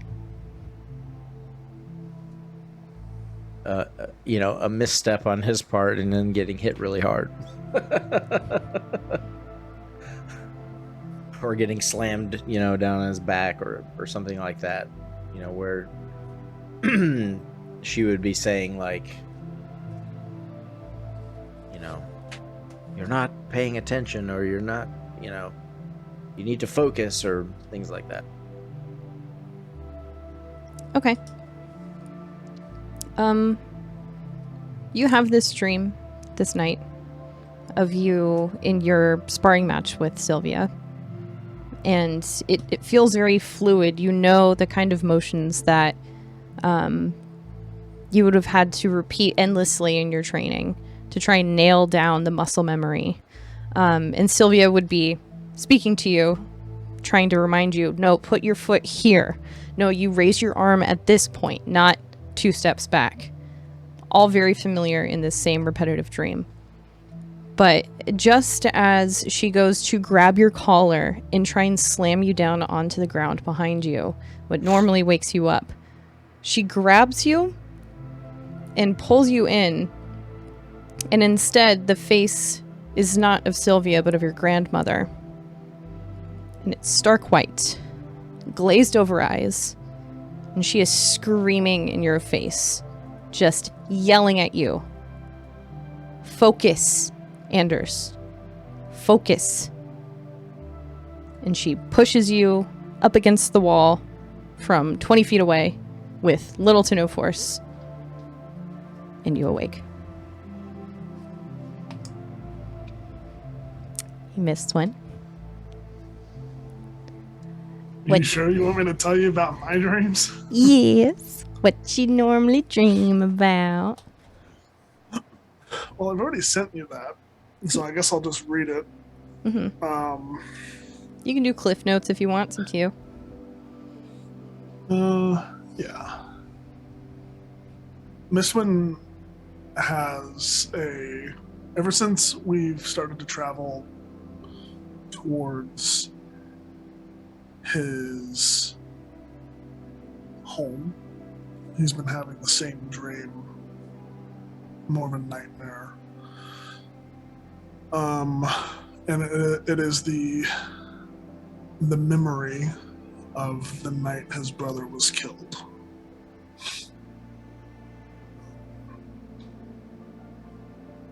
There was darkness and a pleasant buzzing sensation as Mistwin lied drunk in a stupor.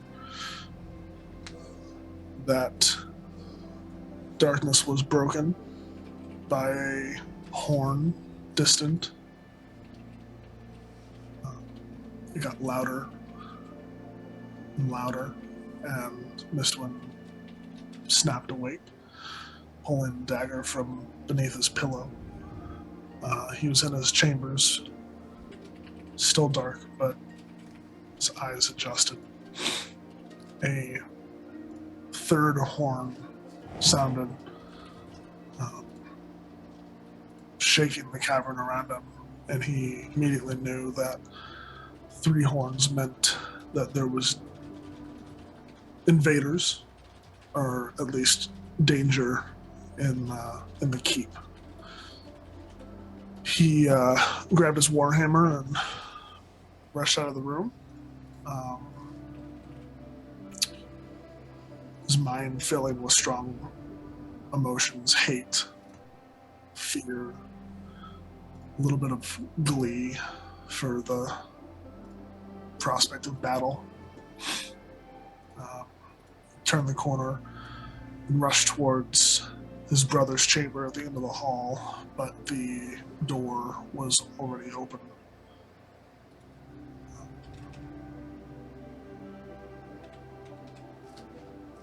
This one's Sergeant Dirge lay unmoving outside the threshold, missing an arm. Blood splattered across the entry.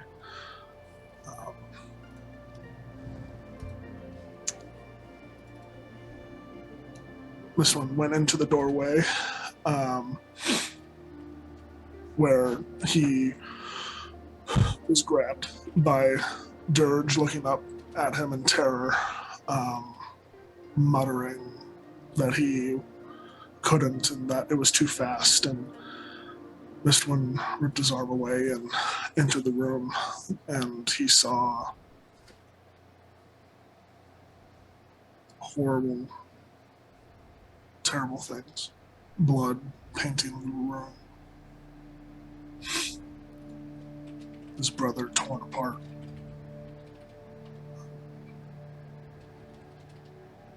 It's a methodical chaos to the scene, an evil that Mistwind had never seen before.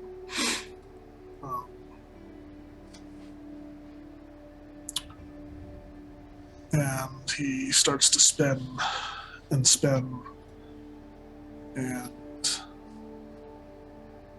he blames himself. Why? Why Elias? Why now? Why couldn't Mistwind be there for him? Gods, why?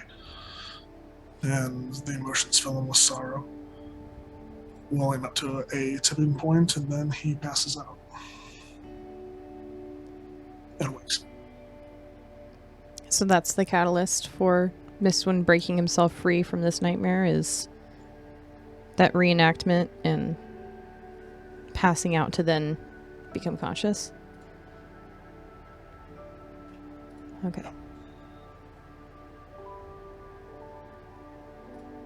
Sorry to say that you have this nightmare again this evening. Though it's a little bit different than what you remember. You're awakened by the sound of the horn in your room, and you grab your belongings to run to your brother's room. But the sight on the way there is different. Dirge isn't there. The door is open, but it seems more of an inviting angle than a forceful one. It's lit up. Everything's bright and with light and fire lighting your path. And your brother's room is different. It's gaudy. Gilded adornments everywhere. A banner you don't recognize. Treasure kind of piled up in corners. And in one corner, resting near the bed, is a massive warhammer that, to you, doesn't feel right.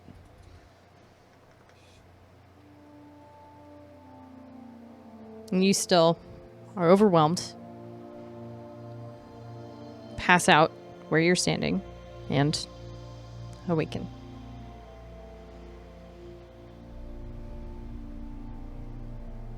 Hey, Turley. Ah.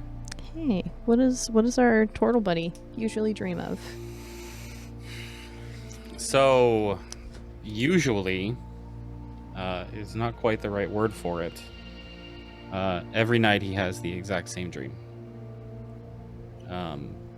There are bits and pieces of it that change slightly, but the dream itself never does. And one of the reasons that Turley is so quick to sleep is that he wants to go back to that dream as often as he can.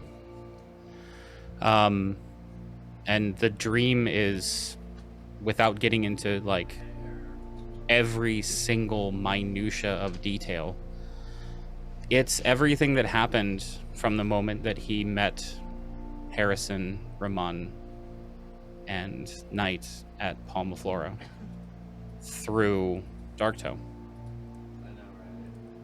And the changes that keep happening are that Mistwin, Kelby, and Anders are occasionally playing the parts of Harrison, Knight, and Ramon, to the point where it becomes blurred as to who's who. And events that keep happening on the road now, or events that happen on the road now, keep interjecting themselves into the dream as if they were part of the original story. And so there's this kind of blurred line in his dreamscape where they're the same person to him, in a way. And the dream ends differently than reality did. The dream ends when he jumps to save someone, except nobody saves him.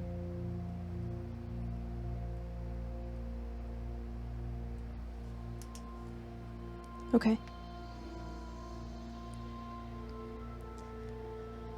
The dream this evening is another mishmash of current events, your previous time with your former compatriots, and obviously the confusion of trying to keep the two different timelines straight from one another. For what it's worth, Turley's never tried to do that. Okay. So Turley then it just lets them blend. Okay. So then it feels natural as you walk into the captain's quarters of Three Earrings and you see Alfie standing there instead. And the boat explosion above the sunken Palmaflora, but Mistwin is cackling as to his plan instead of Roman. With the, Saint Bernard underwater with water breathing. Absolutely. Mm-hmm. He's got a giant, bubble of air surrounding his head. When you jump off of that cliff at the top of Darktoe,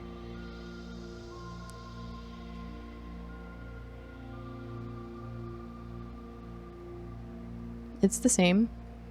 No one tries to save you, but instead of the sea below you that you fall into, that wakes you up from this dream,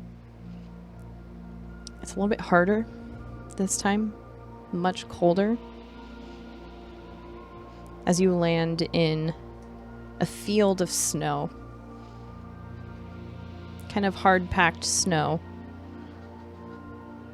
that breaks your fall, but it hurts a little bit. You sit up,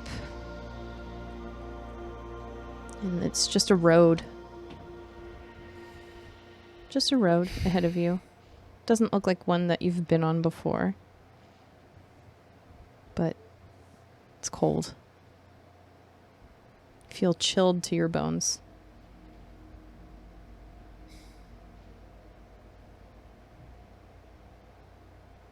And you wake up.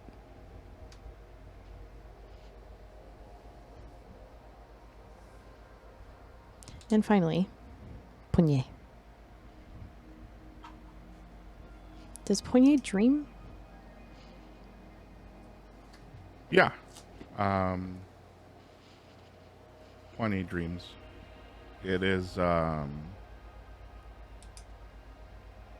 it's not like the imaginative, creative decompression of thoughts that normal dreams are made from. Poignet's dreams are a reliving of events.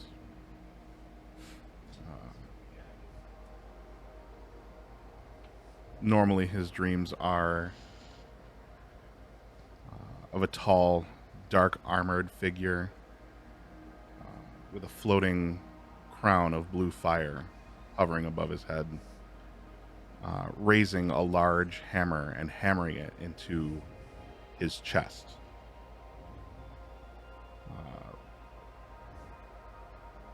Flashes and jump cuts to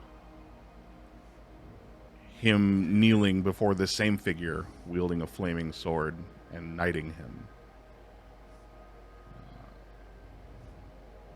Poignet normally standing in like a vast open reddish wasteland, the sounds of war deep in the background,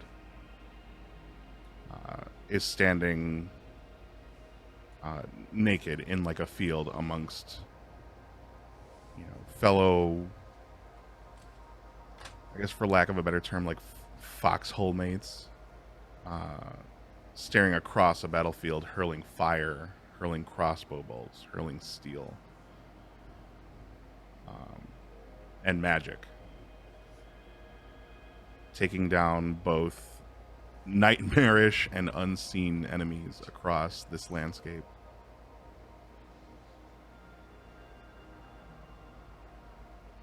These are all comforting to him. These are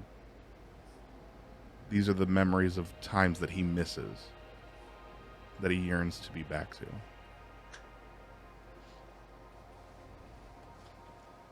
And each time he dreams, he experiences less and less of them. So the jump cuts, the quick snapping images that flash across his sleep vision are more sporadic, more fuzzy, less clear each time. And what's usually the thing that brings him out of this sleep?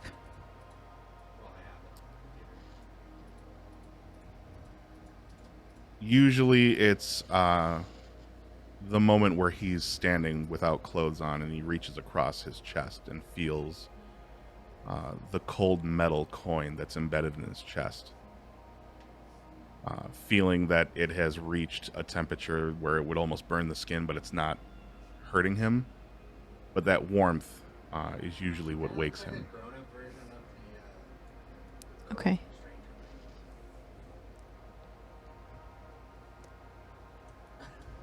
This evening's dream is slightly askew. It's the same kind of haphazard, bouncing between different memories. It's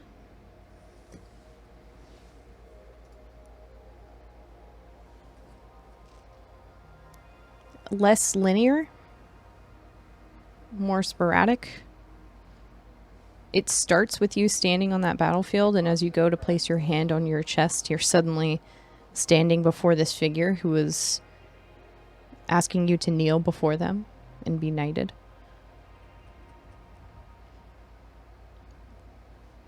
And you're jumping between all these different memories, not really having any sense of beginning to end. There's no sense or reason to it. But the memories feel real, obviously, because you were there. But they feel elongated. They aren't as choppy as they've been getting. You're having the chance to relive these memories in full to get to the part that feels the most fulfilling for each of these small snippets of what you can recall. But it ends differently. It ends with you in a cell, a very familiar one. But standing on the opposite side is the figure with the blue crown and the giant warhammer. There's some silhouettes behind him that you can't quite make out, but it just stands there and cackles. And you're trying to end the dream by putting your hand on your chest to get that warmth of that coin. It's cold. And it walks away from you.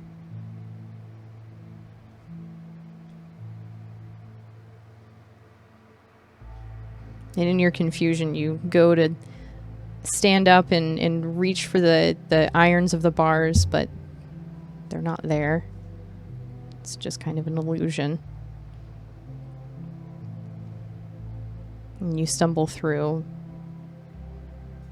And you're free. That warmth is still there. But it's not as warm as it was before. It just snaps you out of it, and you awaken.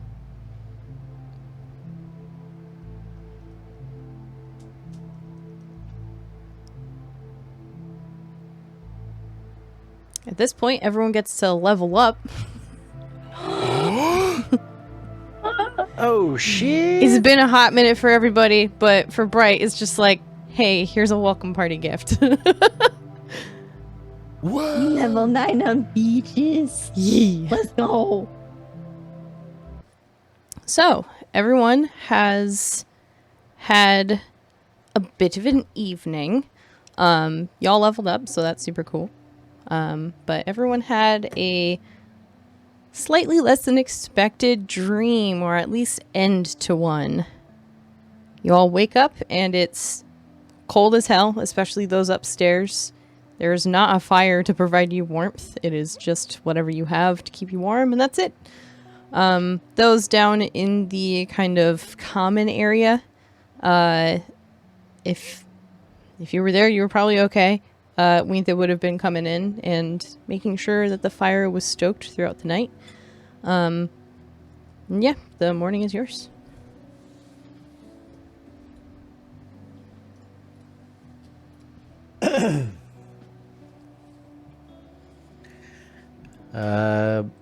Anders go outside and see what the weather's like.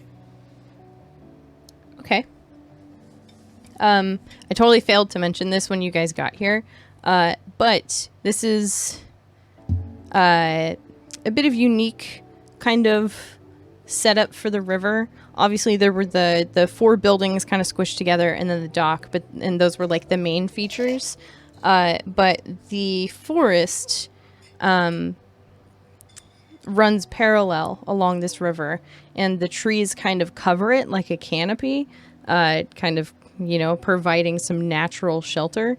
So it's kind of hard to see the sky from where you're at unless you're like looking back down the road from where you came, and even then there's like a giant couple hills right there. But you can surmise that it's a it's not a cloudy day. It's still just really cold. It's not snowing or anything. The sun is just coming over the horizon, which is, again, hard to see because the hills are kind of right there in the east side. But yeah, you can tell that it's a nice blue sky kind of day. All right. See any boats coming down the river?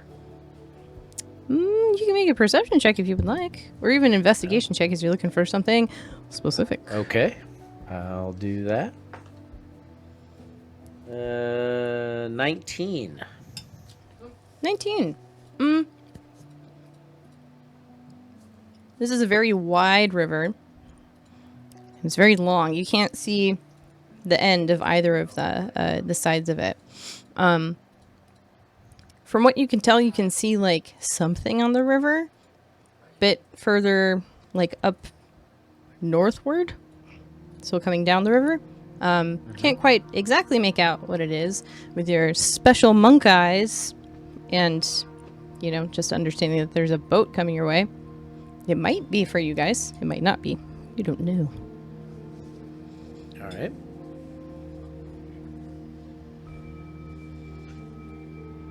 I'll go back inside. All right. What's everyone else doing? Juan Yu will slide off the table that he fell asleep on last night. Kind of clatter to the floor. And drag himself over to... Is there like... We're in a foyer, but what does like the foyer look like without this druid lady stringing up her nature tinsel?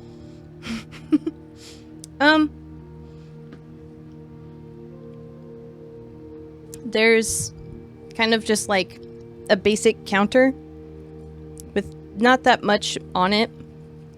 The stuff is like on the walls surrounding everywhere. Kind of like little trinkets that, excuse me, people have left behind in their travels. All more or less covered up by all these vines that she's used to try and secure the place together. You know, like maybe a pocket watch or like a broken shoe.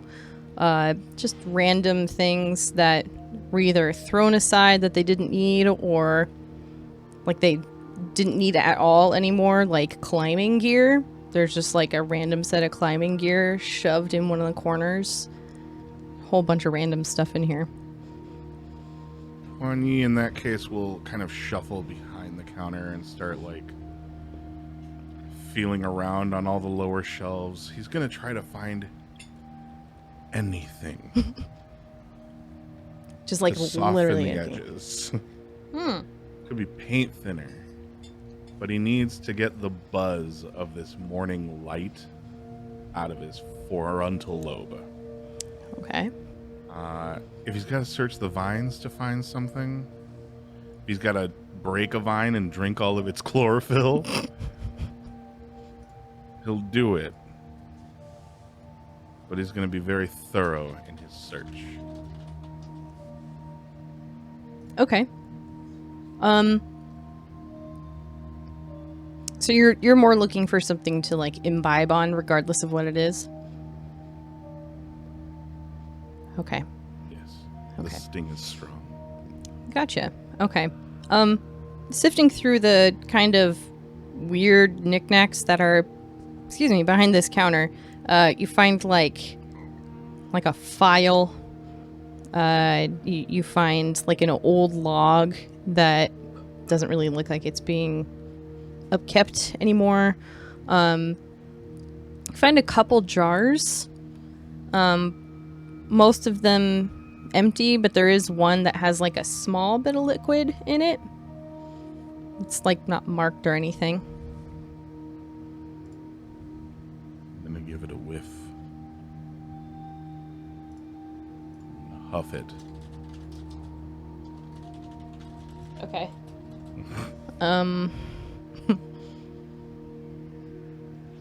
Deep strokes. Can you make a survival check for me? I can.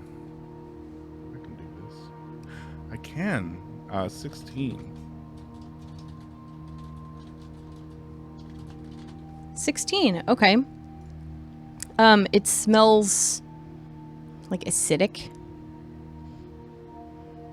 Kind of like burns your nostrils a little bit.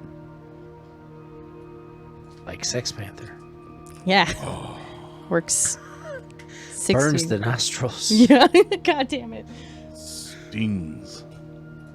Stings when I breathe it. Am I about to drink perfume? I don't know, man. Are you? I want to stick my fingy in it.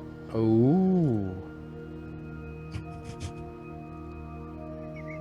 Want to stick your fingy in it, all I right? want to put one little fingy inside and dip it into the acidic liquid Okay. and feel if it tingles. Cool. Yeah, you do that, and it kind of bubbles around your finger a little bit, and then it starts to burn. Oh, Well, that's that's what she said. God damn it. unfortunate. I will spit on it a whole bunch. Give it a shake. Bright, can I just thank you for coming onto this campaign and being with us? It's very good. Right, thanks for It is coming by very and sticking good. your fingies and stuff. Shit. Well, I'll keep it, but I'm not gonna put this down my gullet. I feel like it's gonna burn all the way through. Mon diable. Once again, forced to face the realities of this world without the assistance of mortal stupid juice. This will not have its uses, though, and I will seal the jar back up, and I will put it in a pocket. Cool. Add 1 mystery vial to your inventory for now. Bernie juice. Spicy. I'm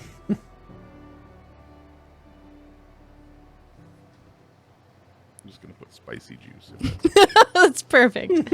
I love everything about that. Okay, so we've got Andrews and Poignet just like chilling, waking up. I heard Miss Win yawn in the other room. What's Miss Win doing?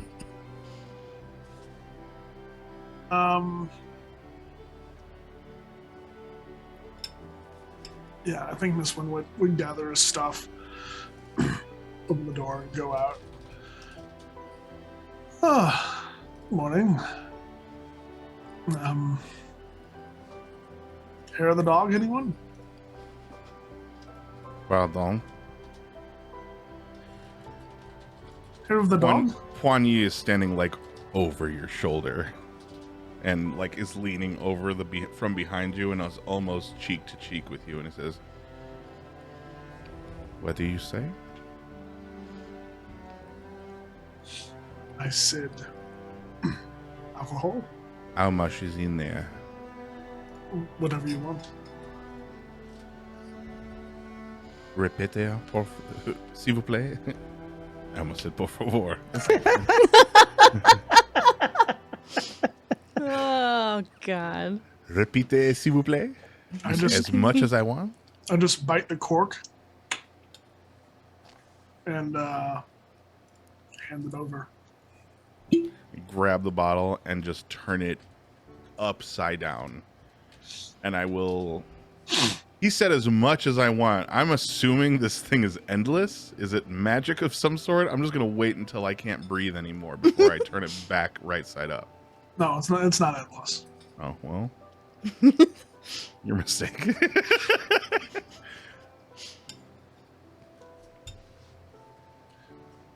All I ask is just keep the bottle.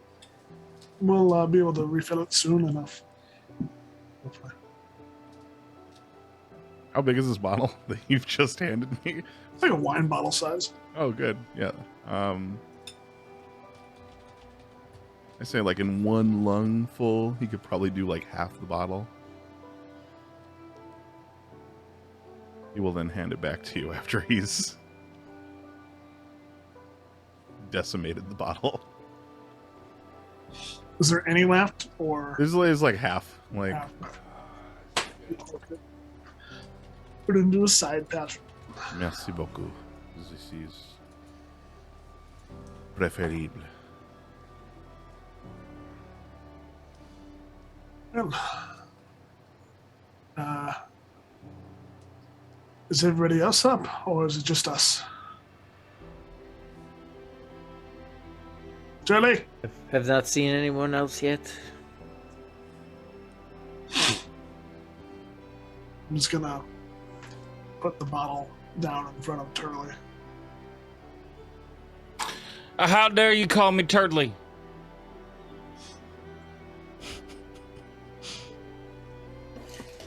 That was like 10 hours ago. I'm up. What happened? Just a dream. I think it's time for us to get on the river, not the road. There was something coming down the river. I could not make out if it was for us or not. All right. Yeah. Yeah. Lead the way. New day, new dawn, new morning, new adventure, whatever.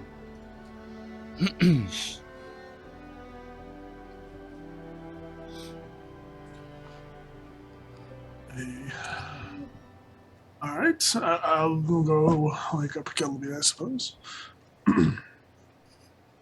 Who? Not Kelby? Oh, yeah. Okay. Are you all right? Yep.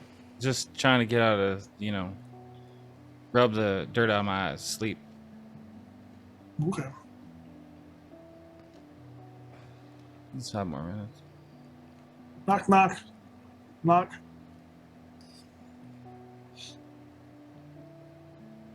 You won't hear anything for a while. Then you'll hear kind of a quiet. Come in.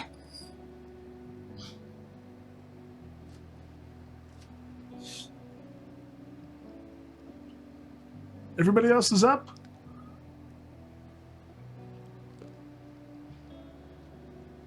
I'll be down in a minute. Okay.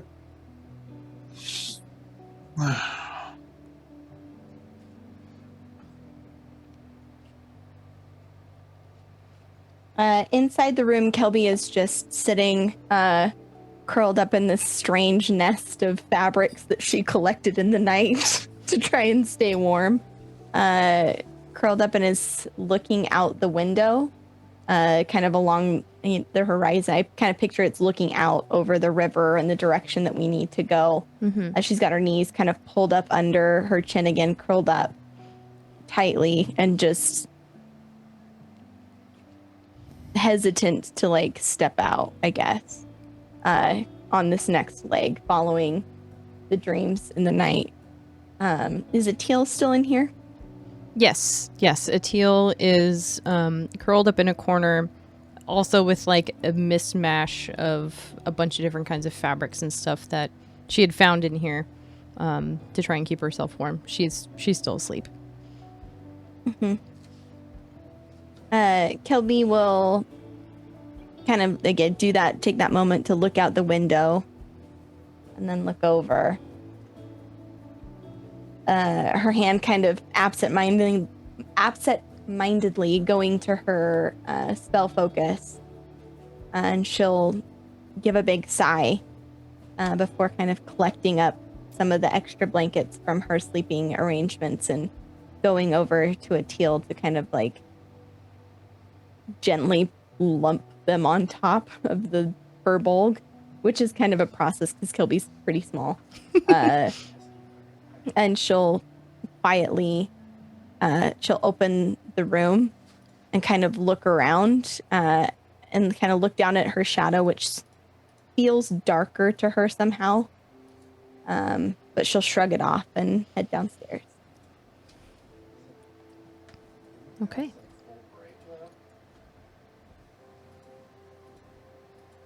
Are y'all okay? Y'all look like different. Like the rest was a really good one or like a really bad. I can't tell. I don't know. There's just something different about y'all. More resolve, resiliency. Another R word I can't think of.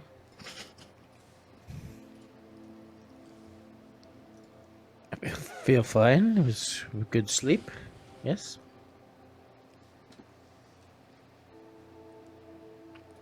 Only light is especially difficult for me. Yeah, we get it. You're just emotional and dark. That's fine. I find it repulsive. Yep, that tracks.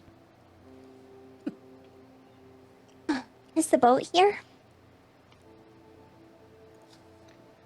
There was a boat coming. I don't know if it is our boat, but given the amount of traffic, I assume it probably is. Hmm.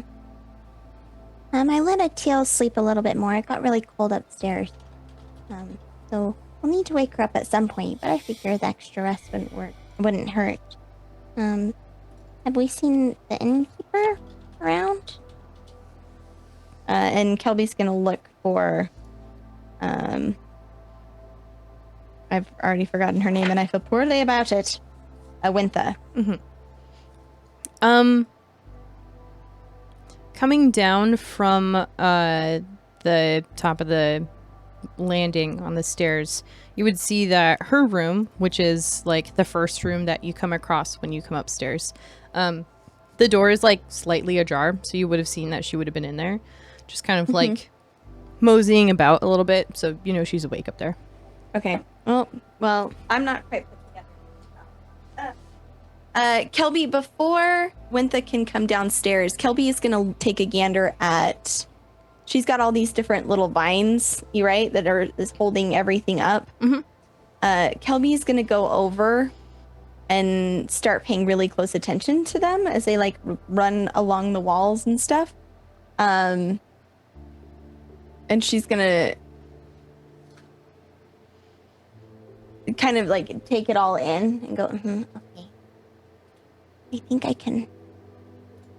Yeah, I think I can do something about this.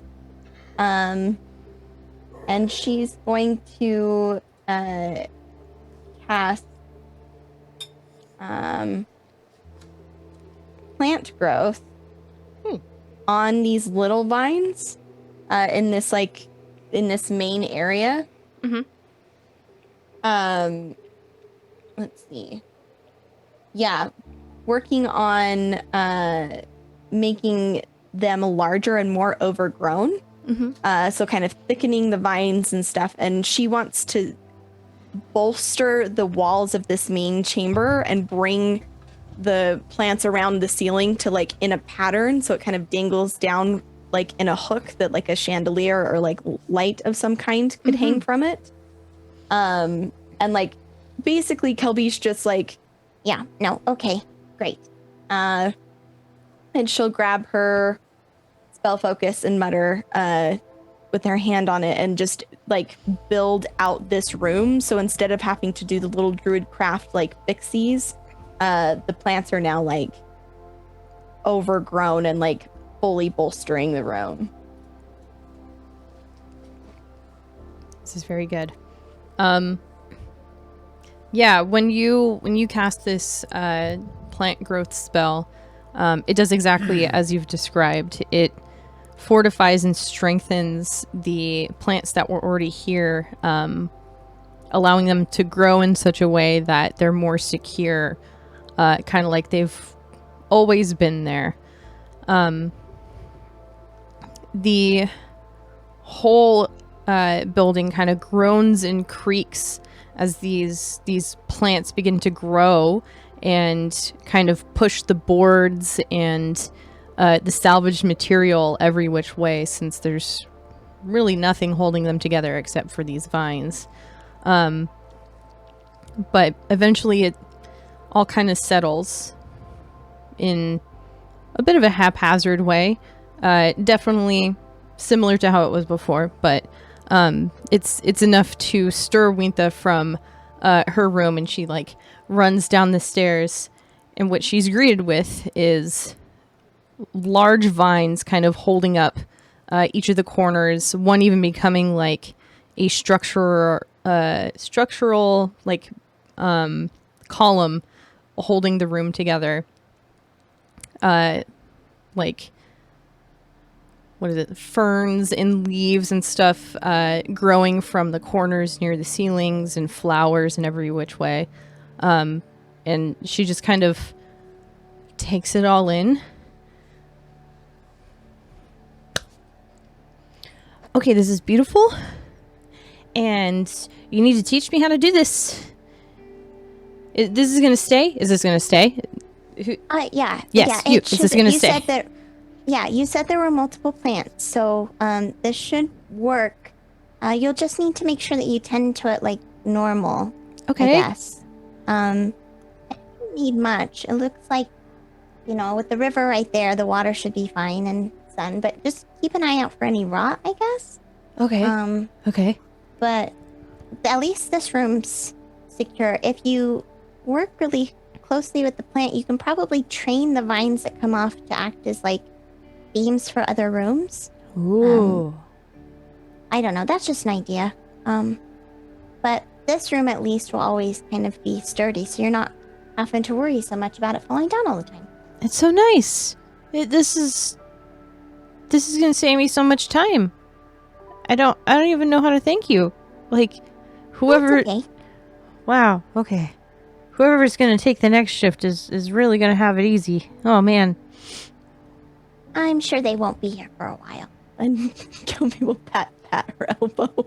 Yeah. I think you're right. Okay.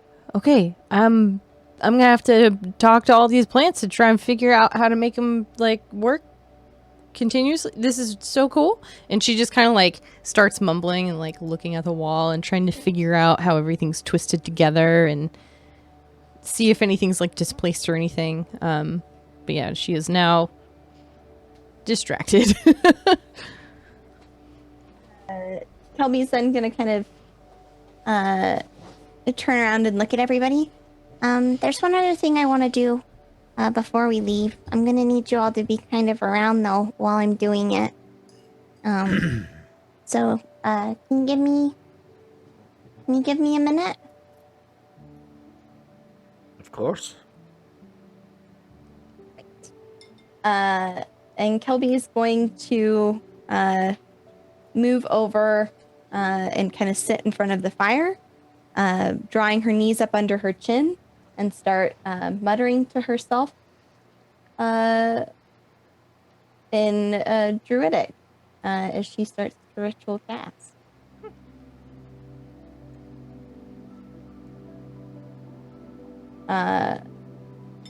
If nobody does anything during that 10 minutes and just kind of milling about, I'll leave that for a second. Great. Then at the end, she's going to stand up, turn around, and in her hand will be like a piece of straw stretched between her fingers that she'll blow on, and it makes like a sound.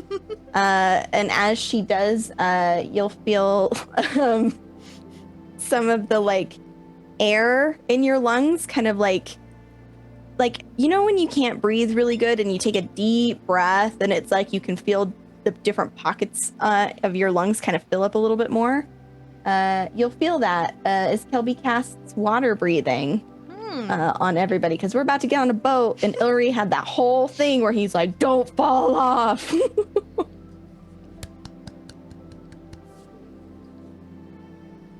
Turley gets suddenly melancholy.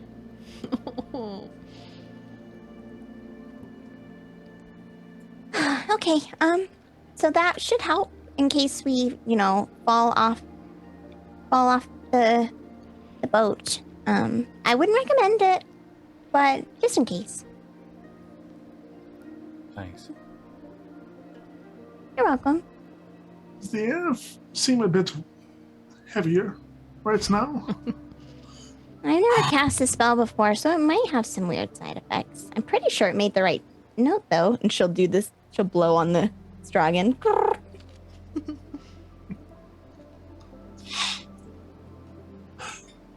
Miss Wynn, are you confused? I feel like I'm in a sauna right now. Do me a favor, Miss Wynn. Take a deep breath, and I shove him in the water. I can't swim. He is wearing plate. Oh, shit. And this is a fast river. Well, I believe you have. I'll killed grab him. 60. What is it? 46. What you best grab is a new character sheet, homie. It's a river. You have water, like They are rapids. It's a fast river. just to the edge. He'll like, sink to the bottom and then he can walk out, you know, because he's heavy. Okay, that's what I was thinking. If that is not the circumstance I just created, You have then killed we him. retcon. You have killed your friend. How do you feel? This is. I'd like to think that this is probably like right in front of these, this row of buildings where there is that kind of like pool that the river feeds into. I mean, that's what was in my head, but I'm hearing conflicting stories. Miss Wynn, do you agree to this just being the pool, or are you being swept away by the river? Mistwind does not resurface for a while.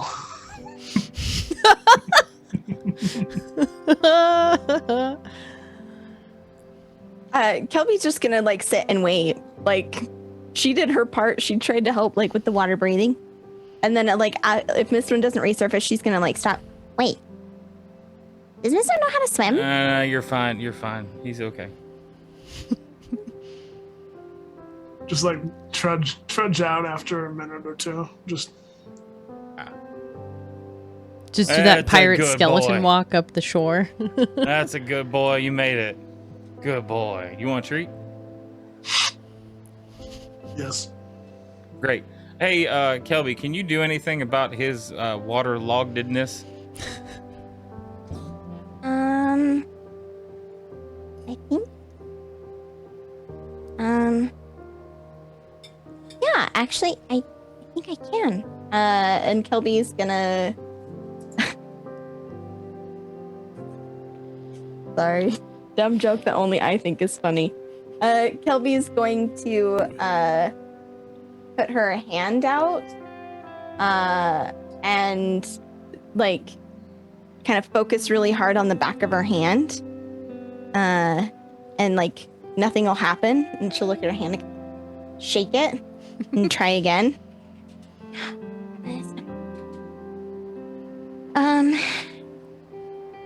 And she's gonna like grab her focus and like really hone in on it. And Mistwin will get hit by a wall of like force that like it hits him, and there's like a water like version of himself behind him that'll drop as Kelby uses prestidigitation to just shove all of the water off of Mistwin. And she'll kind of like do one of these. Did it work? Hey, Miss Wynn, Harrison's got you. Don't worry about it.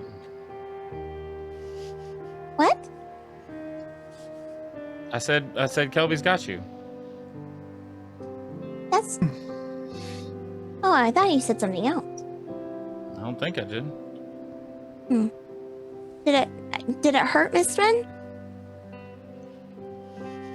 Oh, that's good. Although I am still a little cold. That's the one thing we need to make sure we focus on is we may be able to breathe the water, but it's chilly. It's okay. Sacred Flame works underwater.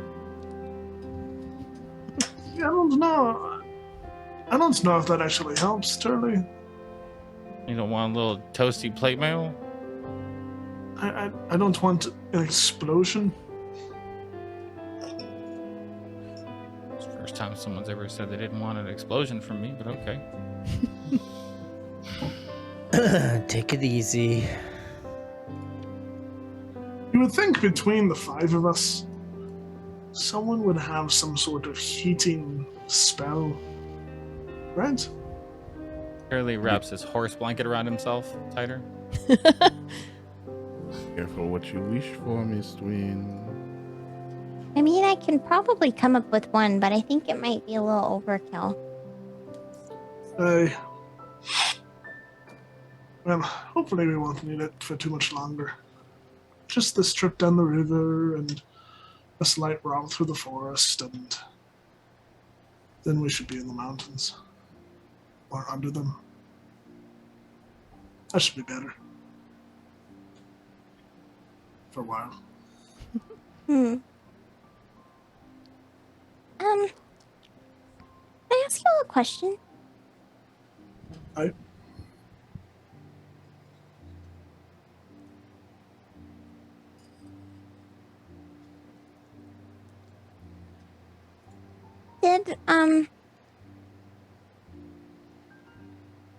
Did you have strange dreams?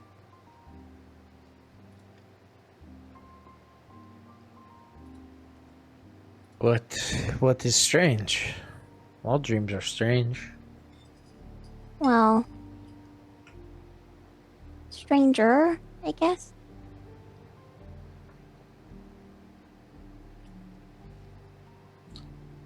don't know. I mean, slightly different, but still familiar. I had normal dreams.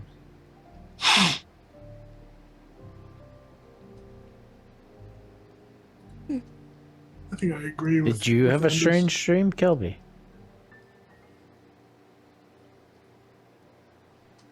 I guess I woke up with a feeling of things not being right. Things different. I don't know how to explain.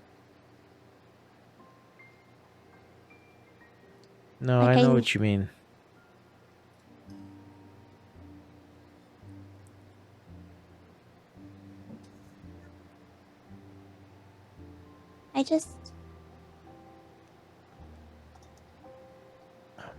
I can't tell if I'm nervous or something's happening. I don't Probably know if it both. really matters. Yeah, Probably both. I suppose. What about you, Pony?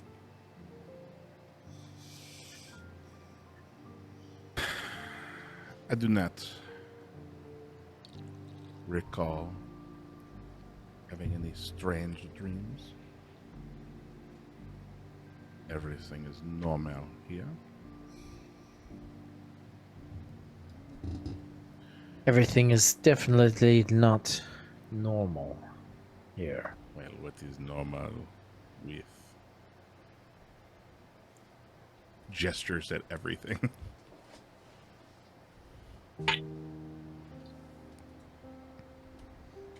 Define your barometer for normal. Well, those things that those orbs of light that turn into monsters or undead or whatever.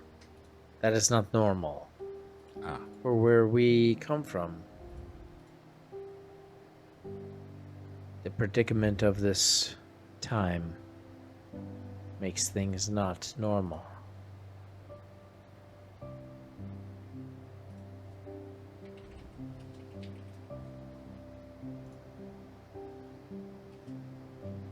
you live in a plane of lawlessness.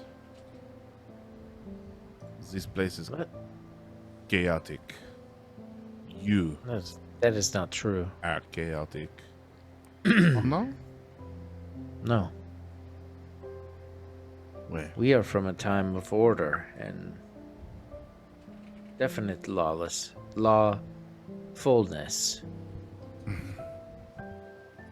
The chaos has begun maybe since you have arrived, but that is not where we are from. The chaos of this place is a natural chaos. Say what you like, but this is no plane of order. You live up above where the sun rises over chaos and only chaos. You need not look any further than your little Spitfire here. What do you mean? Well,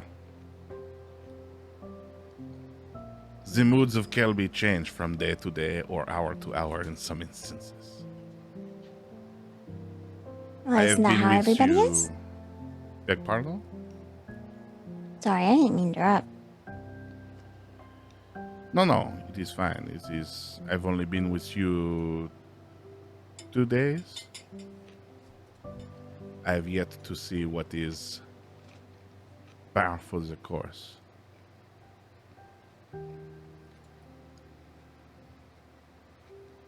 What I don't know that par for the course.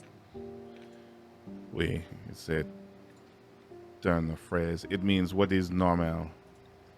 We have fought the undead. We have blown up shops. We have dressed your compatriots in manner of horse blankets. We have gone on crazy cart rides. We have acquired small furry lady. We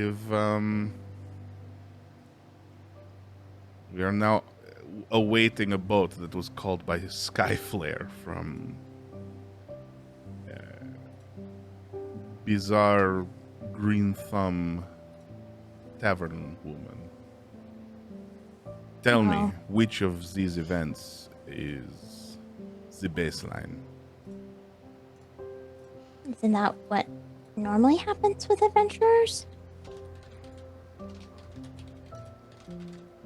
Perhaps. I'm not so sure. You are the adventurers, and you are the one saying that something feels awry.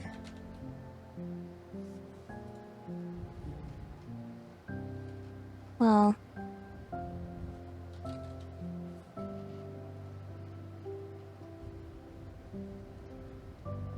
since we left the ruins and those that remain, I've been having the same dream. Well, it's not the same dream. It's like I can feel in my dreams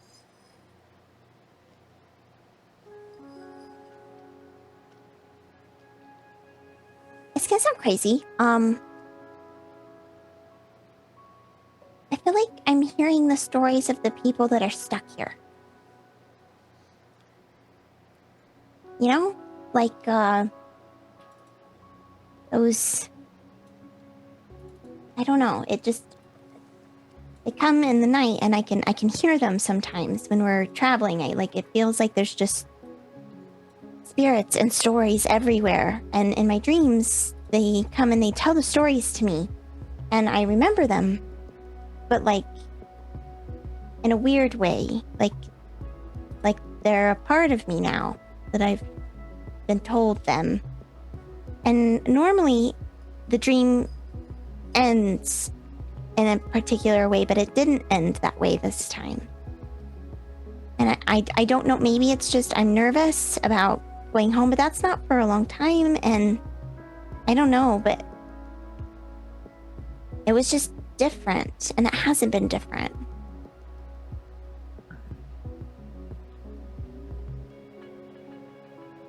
And that's why I asked.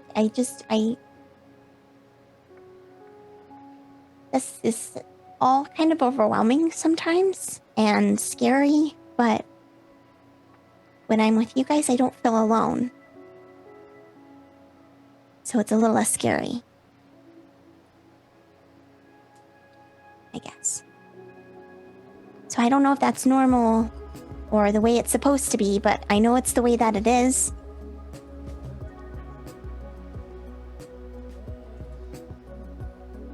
I don't know.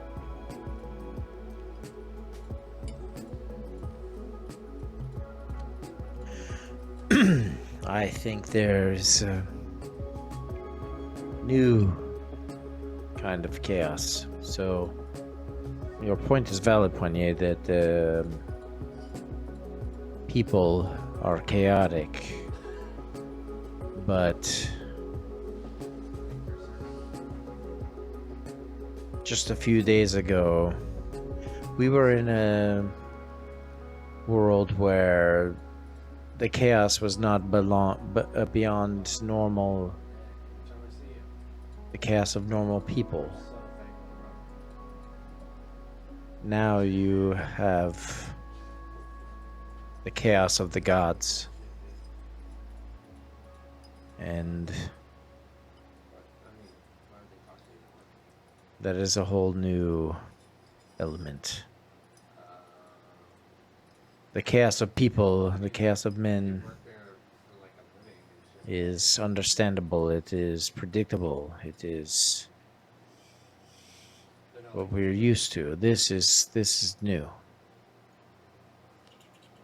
This is unpredictable.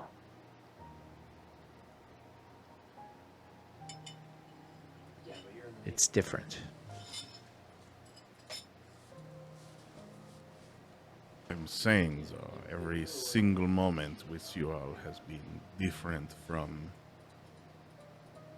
morning to evening. Perhaps it is this momentary complacency in the morning light that you are not used to. Maybe. I didn't sleep so good. Maybe my feet just got too cold.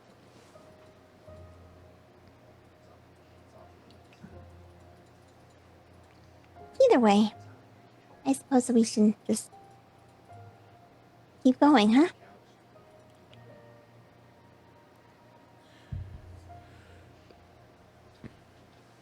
When do we expect we will be doing this? I do not see our transport. Is the boat any closer, GM? Oh, you're speaking to God now. Okay. Yes. Dear God, Dear, Send the boat. please bring me a boat. dear Sky Poppy. So I can sail far, far away.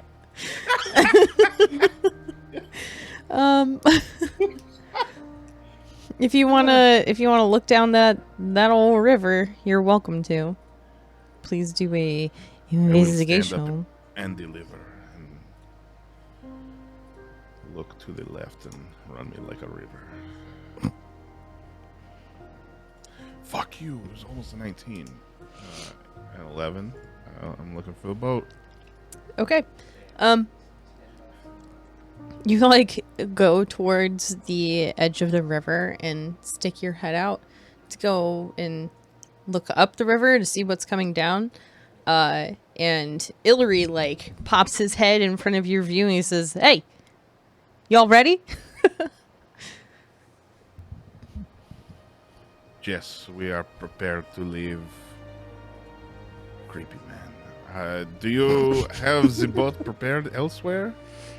We anticipated the ferry. Right. Waiting for my mate to get here. Should be here in... Looks at invisible watch, looks at sky. I don't know, maybe about 10 more minutes. If any of you could help me with the horses, that would be wonderful. I'm preparing them to go back north. Kelby, do you want to talk to them again? You don't have to. I'm not going to force you to do that. They seem to really take to you.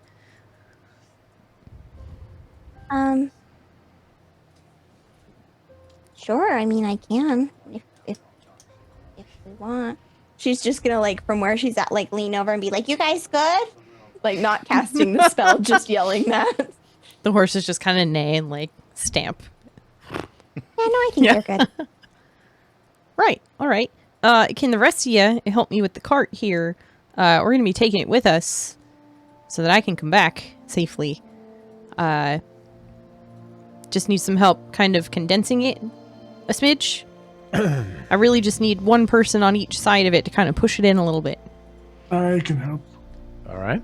Perfect. Just need one more. Yep, I'll help. I mean, I need a total of 4. That's 3 of us. Oh, I see. Mr. Do Turtle? it, I can. No, Pointy, come on. Help us. Yeah, Turley's been kind of lost in thought and staring at his feet the whole time. All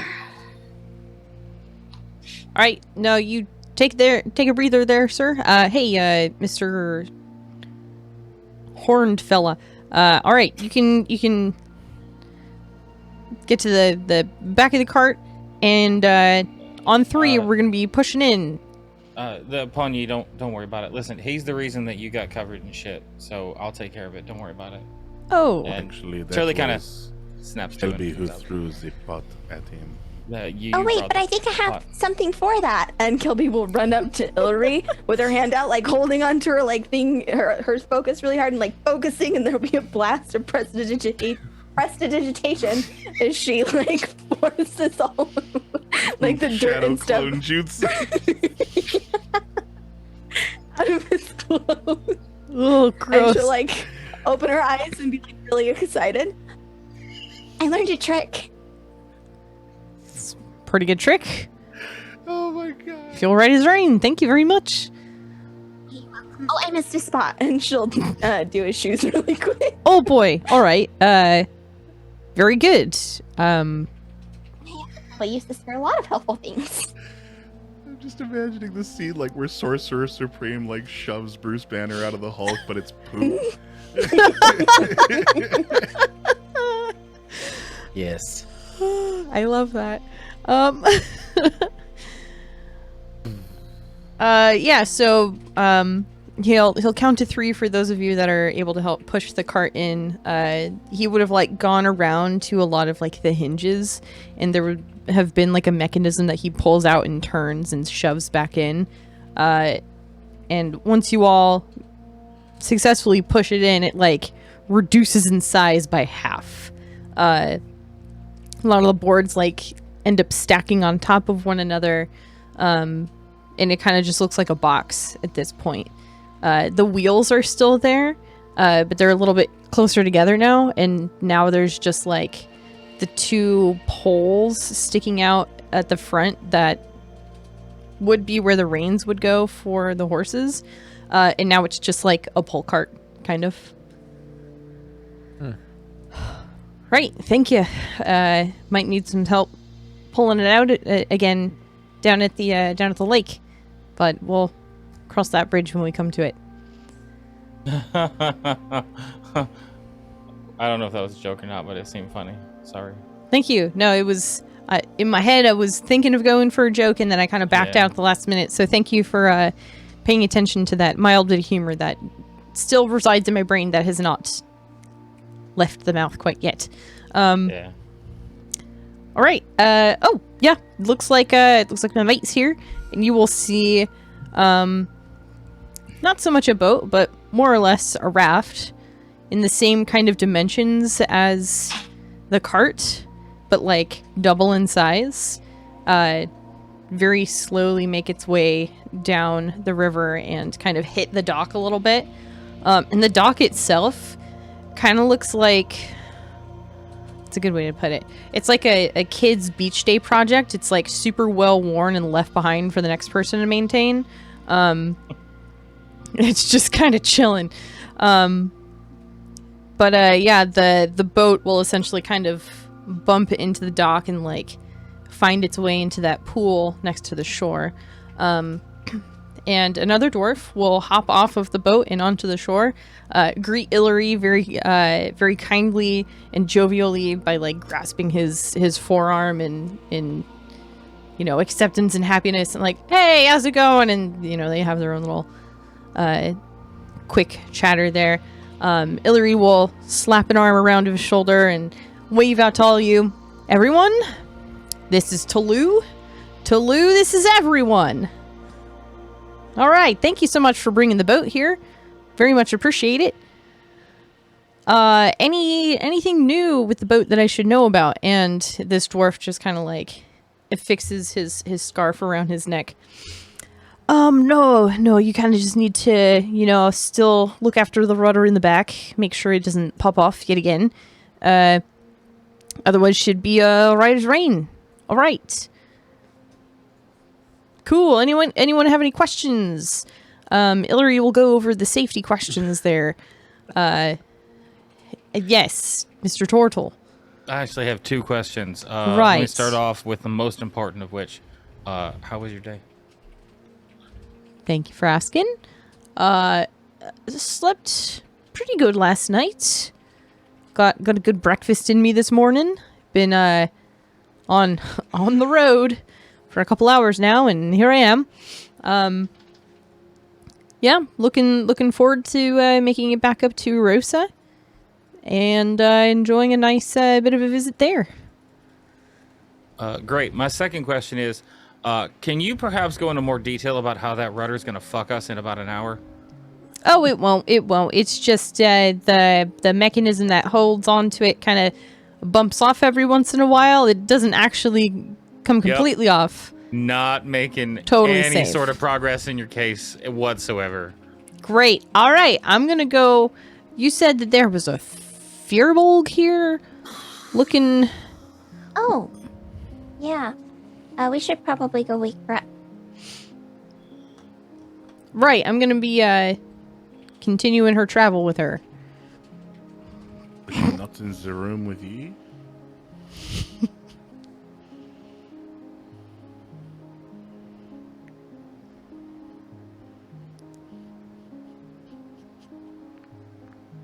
All in due time. Oh, I'll go wake her up. It's fine. Charlie's looking at the rudder. Shelby grins. She watches No. Anders go back inside and then looks at Pointy. It's nice to not have to go up the stairs again. I will go up to the room and knock on the door. Okay, the door just swings right open. They're not locked at all. And you see, I'm trying to say this correctly now. It's Firbolg, not Firbolg. I hate that, but it's the correct pronunciation anyway. The Firbolg. I know. Firbolg, yay. She's sitting on the cot, kind of just like patiently waiting because she's unsure where to go. Then she looks over to you. Morning. Good morning. It is time to leave. Pride's call. Preparations have been made. Yes. So we should go downstairs now. Thank you. You're She'll welcome. follow you downstairs and outside, past Wintha, who's still like inspecting all of the new plant growth in the Bricka-Brack Inn, and join everyone outside. Illyri will introduce Tulu to Atil, and help both of them get set up with the horses, and kind of send them on their way down the road. Righto, yeah, just follow. You know where Pride's Call is, Tulu. You don't need fucking directions. You're gonna be just fine. Literally just go south. Literally just go south. That's the two things that concern me. Muttered under my breath. Before hopping on one of the horses, Atil will bow to you all and thank you for helping, before heading out. Illyri, I've perhaps a stupid question, but we're taking the cart, but not the horses. Right, the horses they weigh too much. They can't fit on here. But are there horses at the other end? Yeah, we'll just rent them, send them up here, see. and yeah, no problem. Okay. I appreciate your hopes for that. Thank you kindly for being concerned for the horses and my travel continuing. Much appreciated. But yes, those two, Tulu's going to take them down to Pride's Call. Bring him back up to Eurosa. We've got a few horses down at the lake, just ready to go. So no problem. All right then. Believe me, I take this route a couple times a month. This is the way that we have it. Again, Right. under his breath, Turley says, "And you needed a map?" Right. All right. So heading down the river now. Everyone pick a spot. We got seats along the edges here. Pick your favorite spot and strap in. And you'll see that there's like leather straps on these chairs for you to like tie yourself in so you don't I think we're get going jostled to- around. I think we're gonna need a seatbelt extender. I mean, they're pretty long straps of leather. You can pretty much get it around anything. Okay, Charlie, sit down. I'm gonna help. Literally sits and literally is just like staring at you as you do it. Is it big enough? Does it fit? I mean, I would like to think so. Okay, cool. Barely onto the first buckle hole. Yeah, there are actually buckles, so it's very secure. You can kind of tighten it as you need it to be. Illyri will point towards, prior to this, would have pointed towards a section in the middle of the boat, just behind the cart where you could like leave your stuff, so you're not like awkwardly holding onto it and then like also trying to hold on to the boat itself, so you could stow your things. And then he would turn back towards the Bricka-Brack Inn and just say, "All right, love, see you in a couple weeks, probably."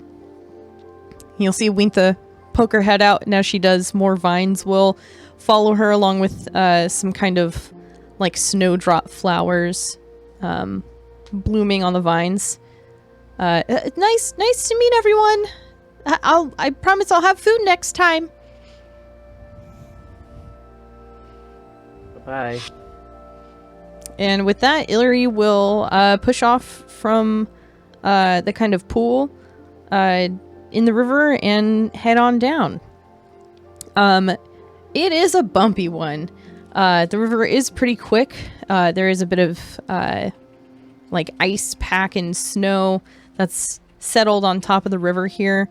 And you all essentially have to like hold on for dear life to make sure that you're not super jostled around, because it's more or less just like a flat open area, and then the edges, and Illyri in the back with like a giant like paddle to kind of poke around in the river to guide everyone.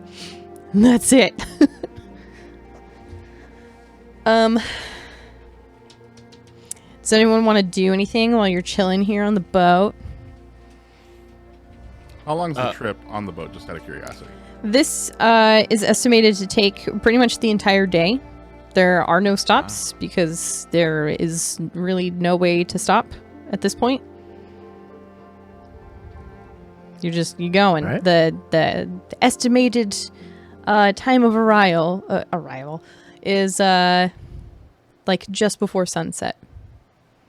I would like to ask you a question, Ash. Hey, that Ty. I'm sure some of us are questioning, at least in the back of our minds. It seems like the way that this travel is happening is just a general flowing down the river, right? Yeah. How the hell did Talou get this up the river? Is there some sort of like propulsion mechanism or magic? I don't know. Can we see anything? I mean, if you want to like inspect the boat, since you kind of have like a long time to do that. Yeah, You'd it's be something welcome that's to. like I think would genuinely interest Mistwin, like seeing that this is just a raft essentially. So yeah, what do I need to do? Investigation, probably. Oh great. While he's rolling, can I ask a clarifying question? Is Yeah. it more raft or more canoe? It's more a raft. I picture it as like kind of a rectangle shape with like like a, I don't know, like railing around it. It's not completely flat. It like bows up just slightly, so it is kind of like a big canoe, kind of, but it's rectangle. Sure. It's not pointed at the ends. So we're more thinking like a rectangle, like whitewater rafting, like Yeah. Kind of. boat, not canoe or kayak. Got Yeah. it. Okay. Yeah. Big enough to fit like a condensed cart, and then all of you relatively comfortably on seats that you're strapped into. You definitely have a good amount of space between you and the next person. And then Illyri way in the back is kind of elevated a little bit as he needs to be able to see over stuff in the middle of it. Yeah, it's kind of a funky contraption here. So just to not interrupt anyone else again, I want to just say all I'm doing is finding a rope that is connecting between something in the middle and the railing, and I am hooking it to my foot because Saint is a whitewater rafter, and I'm not getting fucked. Okay, okay. That's it. All right. Yeah, anything that anyone wants to like further do to secure themselves, because this is like a sturdy leather strap in the chair that you're sitting in. Mm-hmm. But that's it. Like the chair is like, you know, screwed into the bottom of this boat. And that's it. So like anything else that you want to do, Really choice nothing with. bad is going to happen. So investigation, is this at disadvantage or 15. okay. So understanding the kind of mechanisms that were put in place for the cart, you could assume that there's something very similar for this boat. That perhaps there's something on the outside that you haven't quite been able to see. But you notice that the way that the planks are laid out on the bottom is very similar to how it was on the cart. And seeing how the cart kind of like came in on itself and stacked up kind of looks like this is something similar.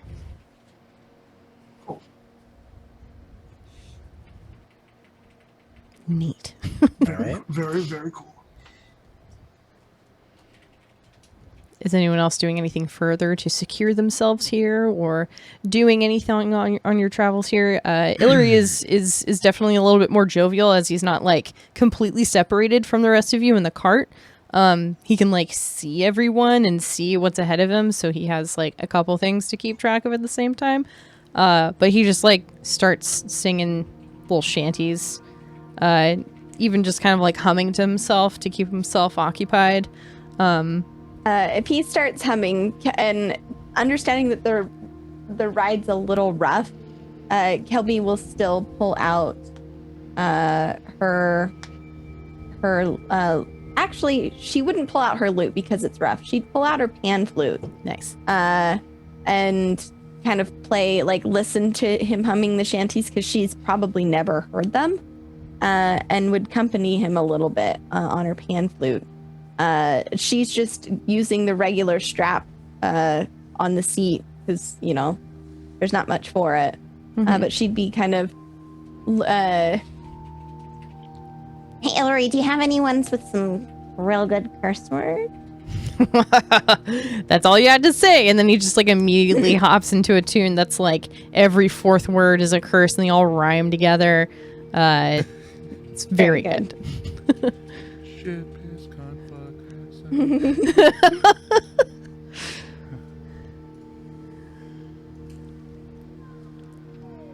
What is causing the choppiness? Is it the ice in the water that's causing the choppiness, or is it just that this river sucks? It's kind of a mix. So if you've ever been like whitewater rafting or just rafting in general down like a fairly chill river, you know that it's not just like completely flat and gentle water the entire time. There might be parts where like the elevation is going down at such a angle that it's going faster, and maybe there's like rocks kind of poking out every which way, maybe like smooth rocks to go over, so it's not like you're absolutely bumping into everything, but there's definitely like ice pack in the water that's kind of helping to guide the raft boat down the middle. There are a lot of factors here. I'd like to try something if I could. Absolutely. What would you like to try? I'd like to try to cast a spell that might make the choppiness less hellish. Okay. Ooh, less hellish from you. Oh boy. Yeah, I mean, I'm not used to boat. Poigny is not a riverman. Didn't grow up on a swamp. Didn't have experience with this. They were always on foot or in airships, which are not. They're not choppy. So this is causing them a little bit of like distress.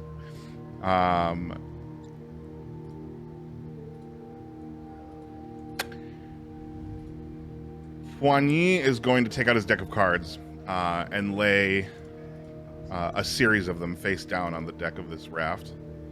And he's going to try to cast Levitate on the raft. Ooh. so that we're not constantly like in the water, but he's using the water's like forward drive to constantly be shoving us. But on like those various like dips where the right white water raft would be, he's just gonna slowly glide us down and try to make this trip less up and down and more forward. That's fun. I like that. Yeah, I would say you'd be able to do that fairly successfully, especially in your position. Where would you be sitting on this raft, by the way? Because I imagine that there's like 4 seats on either side of it. So when he gets out to laying the cards on the raft, he would have been dead center. What he's gonna do is he's gonna tie a rope around his midsection and then tie the other end of that rope to like one of Turley's like loose limbs and just like anchor himself. He's gonna like stand in the center of the boat and like slap down the cards and then raise the raft slightly when we're about to hit something precarious, I guess. Okay. How long does levitate last for? I don't fucking know, but I'm about to find out. Sick. Like 10 like minutes. 10 minutes. Yeah. Okay. Yeah, especially from the angle that you're at and the view that you have of what's before you. Very easy to see like where it dips off a little bit, or where you might get like a bit of a swell in the water and kind of like be airborne for like a hot second. You make it as smooth and easy of a bit of travel, at least for that 10 minutes, as you can. I'd like to imagine it of like, have you ever seen Olympic skiers that do like the slope skiing to do like crazy flips and stuff and then land or whatever? Have you ever seen them train in the summer where they do it into a pool? It's the coolest thing. Sarah, have you seen this? Yes, yeah. So we have the Olympic Park up in Park City. I've been there and it's so cool. Yeah, you can watch them do it. It's sick as hell. The way that they do it to make it so that they don't fucking drown with skis on them is that they have these jets that just like push a bunch of air into the water and create a bunch of bubbles so that when they land, they just kind of float there. So that's kind of what I'm picturing with this levitate. You're very obviously making it like the raft float itself. But Chum, what is your face right now? Are you okay? Yeah, You're I'm just all right. very concerned. Are you all right? Yeah. Okay, cool. Just checking in. But yeah, that's kind of what I'm picturing, is that you're making it like a kind of a easy coast, because the levitate is like with air and stuff. You're focusing on keeping air up, and then suddenly there's a bunch of air in the water, so it's very smooth. A nice glide of water. Yeah.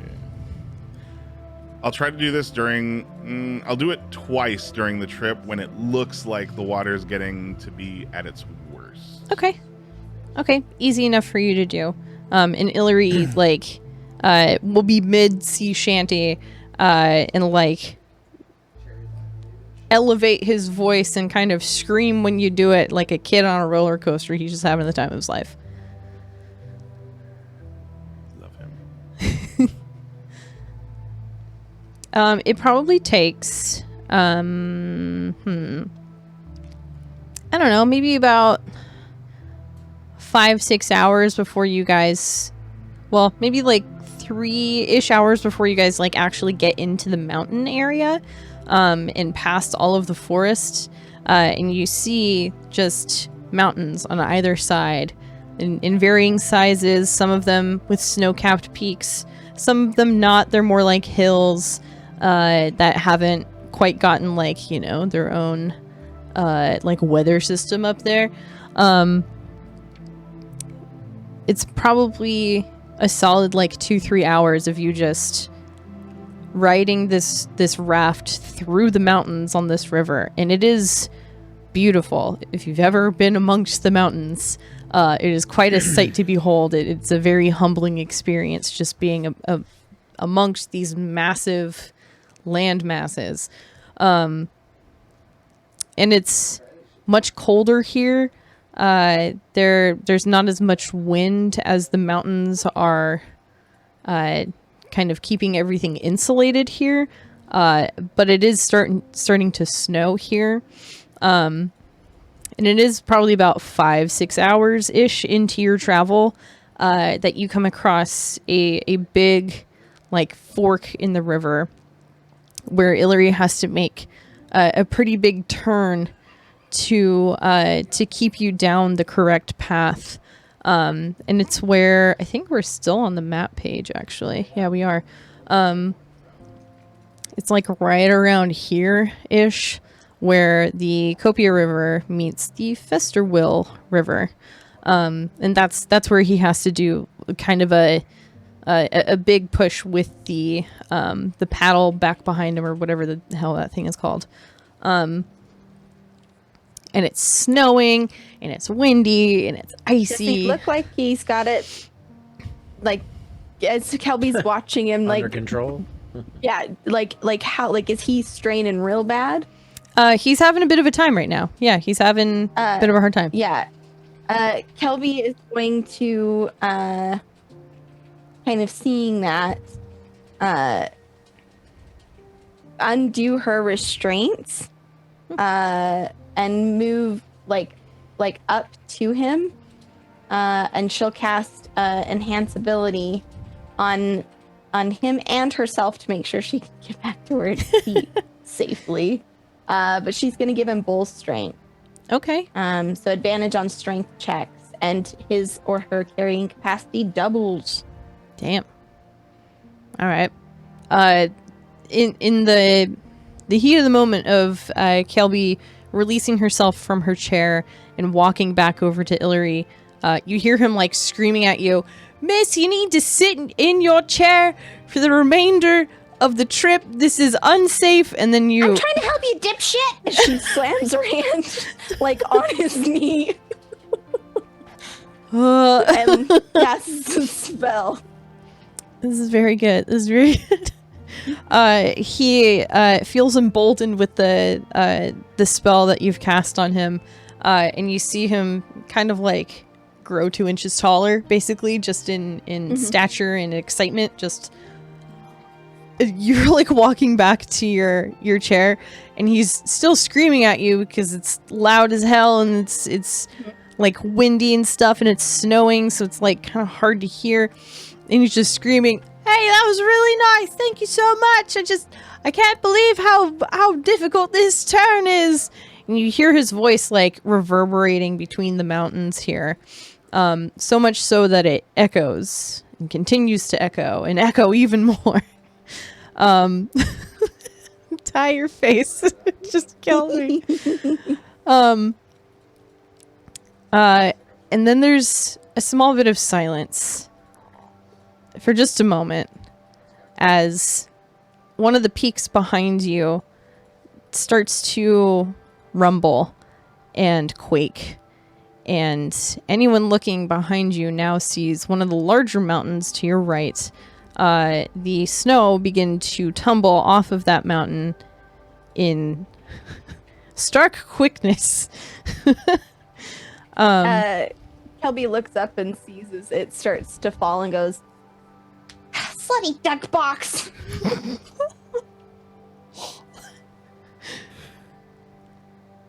It's very good. Yeah, so there's a hefty bit of snow that's now falling from this one mountain, and then kind of catches the side of one of the other mountains that it's next to, and that one starts to avalanche a bit. So now it's just kind of compounded, and they begin to finally meet where the river is, and it creates this massive wave behind you, propelling you at such a like Mach speed down God damn it, down the river that had you not granted Illyri this extra strength, he might not have been able to take hold of it. Can everyone make a d20 roll for me, please? If I have to. If Just you a straight can. D20? Yeah, just a straight d20. 20. Nice. 18. Nice. 18. Nice. Natural 12. 20. 12. Okay. Ooh, natural 20. All right. 14. Buddy. 14. Okay. And can everyone make a strength saving throw for me? Okay. Oh, come on. Everyone gets an additional +3 from me. Oh, bless your heart. It's a saving throw, not a check. Dang Hang it. on. Important question. Mm-hmm. Mm-hmm. Is this an event that I would know I might benefit by withdrawing into my shell? Because I'll get advantage on my strength saving throw if I would know. Ooh. Or is Saw a it mountain 7? fall down, bud. Like, can I just be like, oh shit, tuck? If Say you, montagne. if you want to, I'm not one to tell you how to live El your total montaña. life. Well, Can you I'm imagine? just saying, is this? I don't know because I don't know what's proccing this strength saving throw. So I'm curious if I would not tuck into my shell. Like, is there an indication that tucking into my shell is a bad idea? Oh, no, you got to tuck. I'm tucking. Fuck it, it's advantage. Okay. It doesn't matter. I rolled 16 on both of them for a total of 18. Okay. What everyone else I get? got 25. Jesus. What was that plus that we get there, Mr. 3. Oh wait, then Uh-oh. Oh, we 21. got 5. Oh, My bull strength's on strength checks, not strength saves. Wait, you have advantage on strength from your enhanced ability. Bird checks, not saves, bud. Oh shit. Okay. Damn. 17. 17. What did Miss One get? 24. 24. Okay. So the kind of tsunami that's happening behind you guys thrusts you all forward in such a way that it's an unexpected force. Everyone is safely tucked within their like buckle, except Kelby, who kind of like slips out and is now like sliding towards the front of this raft. There's a hefty bit of snow that is like reaching the point at the back of the boat that Ilary's having a hard time. But thanks to all of your rolls, does not actually hit the boat, and you guys are safe. This just accelerates the shit out of your travel here, to the point where the last leg of this, which would have taken at least an hour, is now done in about 15 minutes. I'd like to think that with Turley's leg tucked, that's the only part of him that's out, and it's just like swinging like a yo-yo, like around as we're going across the rapids. Mm-hmm. But you're Just like his foot out. you're like pinballing within this Yeah. raft because there's guardrails along the side of it, Yeah. so he's safe, if not a little bit jostled here. Eventually, the cascading bit of a wave behind you like recedes, and you approach a more normal pace, maybe about 5 minutes out of this place. Still extremely fast going down this river, and it's like the scenery is just blowing right past you, which is already kind of hard to see because it's windy and it's snowing still. But eventually you will come towards the north end of Copia Lake. And it's easy enough to see because it opens up kind of into a valley bit of an area. And Ilary will kind of start to turn the raft on its side so that like the right side, or the starboard side rather, is now what's going forward down the river here. And that's kind of helping to slow it a little bit as he's able to take the paddle and kind of stick it into the river itself. And help you all come to... Hey, what's Ash. up? Hey, Ash. Yeah. Hey, Ash. Yeah. Would you say he's Yorosa drifting this raft? My God. I love you so much. Yep. Deja vu. I'm just winning this race. So good. God damn it. Why is that my favorite thing ever? Yes, Now absolutely. we know that Ilary doesn't have friends. He only has family. Oh, there it is. Very good. God, now I just have the Tokyo Drift song stuck in my head. It's great. Well, Ash, now you have to kill him off so we can come back in like 15 episodes and we can be like, oh, what? Oh my God! You were alive all along! Oh, okay, so the snow actually goes over the boat and he gets pulled off to the side and you guys like fall, like, is the whole thing? No. We did just do raft foo, which is You like did. Carfu, but only medieval times. Yeah, exactly. Fulfilling your Fast and the Furious fantasies here only on Nat 20, everybody. Only here. Tides too furious. Tides too furious. So good. God damn it. Anyway, so fuck. We Eros adrift into the lake. Yep. And Kelby looks up. Kelby looks up. Kelby looks up at Hillary and goes, How did you know we were gonna make it? Oh, asthma, please. Oh God. and Hillary responds, dead serious. Chest, his pecs just looking amazing. He's wearing a shirt, you can't see him, you just know. They look real good. And he looks at Kelby, he goes, I didn't. God damn it. I'm done. It's okay. I would say that that's a good stopping point, but I do have one thing for you. So, Copia Lake is not immediately accessible from this river. There is actually a dam at the north side of this lake, which to anybody who may have heard about this place is relatively recent development. So the lake itself is not as full as it normally would be, but it's only slightly less dense. Coming to a stop here at the dam, you will see several bundled people, but people that appear to be some sort of warrior kind of guarding the top of the dam and just waiting for you all to arrive. Standing there with whatever weapons they happen to be adorning, whether it's a sword or a spear. They greet you as eventually you stop right at the dam. And Illyri kind of just starts getting everything ready to be taken off of the raft as if this is nothing to him. One individual will approach you and give a slight bow with a hand to the chest and say, welcome to Copia Lake.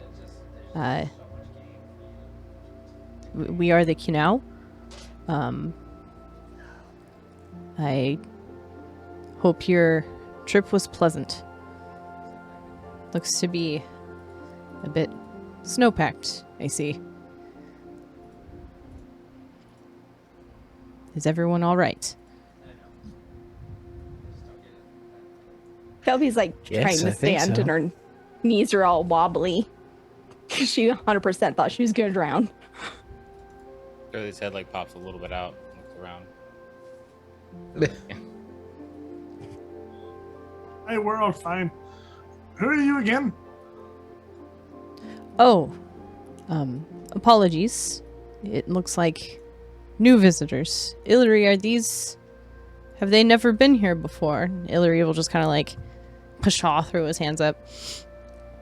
Right. Hello. I am Thane of the Kinau tribe. It is a pleasure to make your acquaintance, and an even greater honor to welcome you to our sacred grounds.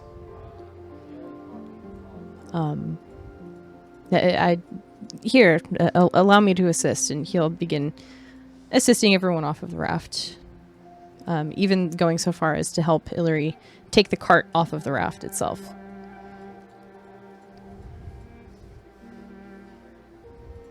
The other warrior that was standing with him will also assist with bringing you all off of the raft, bringing the cart off, and as you would have guessed it, Mistwin, both him and Thane, as well as Illyri, will kind of assume the position and each find some sort of mechanism to... I know, god damn it.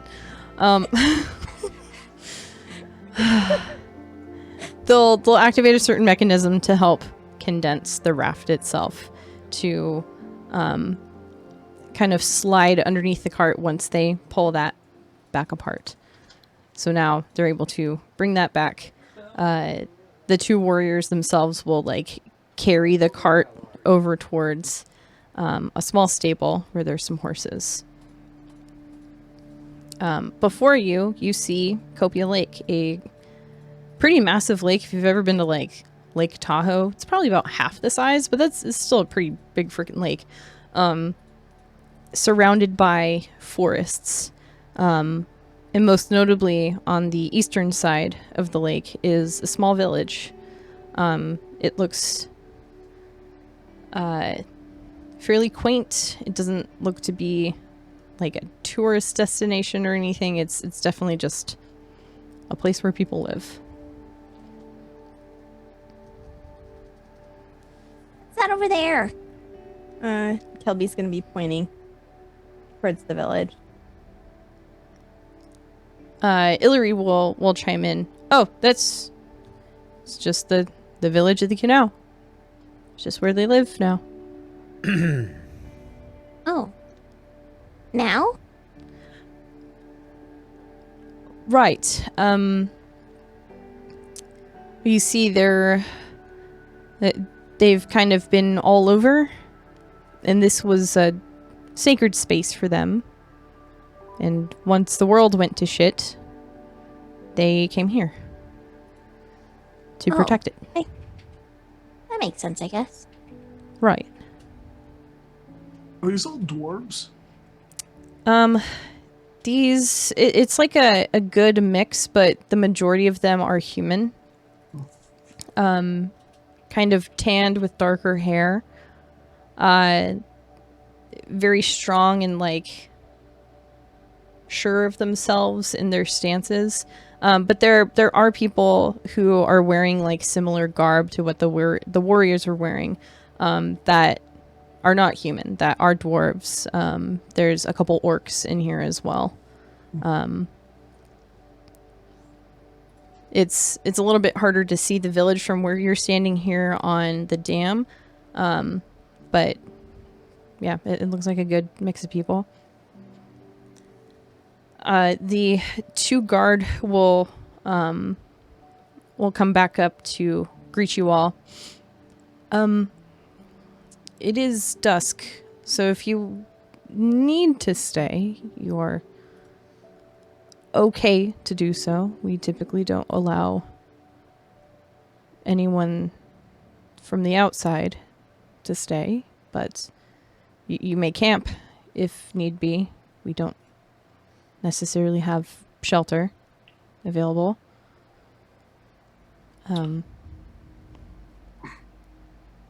We don't necessarily need to be in your hair. Let's just if you could point us in the direction of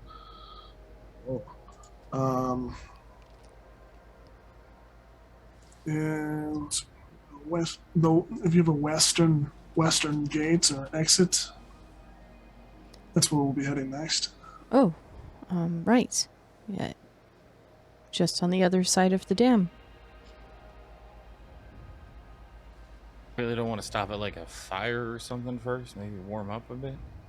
Well, I don't want to intrude upon their space. We can create our own We fire. can build a fire, yes. Right, you're certainly welcome to join us for a meal. We just unfortunately don't have lodging. We only have enough for us, so I apologize. It's understood. You have food? Yes. We are able to fish in the lake occasionally and forage our own. We farm in the forest a bit as well. So yes, we do have food. I mean, I'd like to get some rest. I mean, I saw my eyes flash before my life. Yeah, I'm tired. And how are things here with the Lost souls. Ah. Well. This is a bit of an escape for us here. Basically, since the false sleep came to us, we knew we had to come to our sacred grounds and protect it the best that we can. So yes. What do you mean by false sleep? Oh, I do not know what you all might call it, but the point in time in which the dead do not stay dead. Oh, I see. It's a good name for it. It's known by many things. It is just how we know it. Hey, Mistwin. As Hi. quietly as possible, just for the two of us.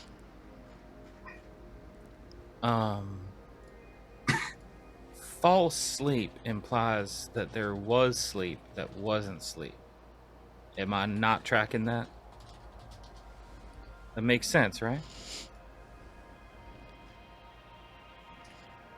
Like, I went unconscious and then I woke up kind of thing? Just go with me for a second, yes or no? Yes.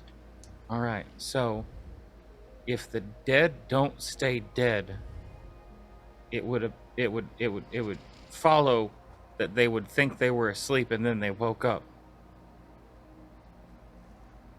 Are we in a vampire village right now?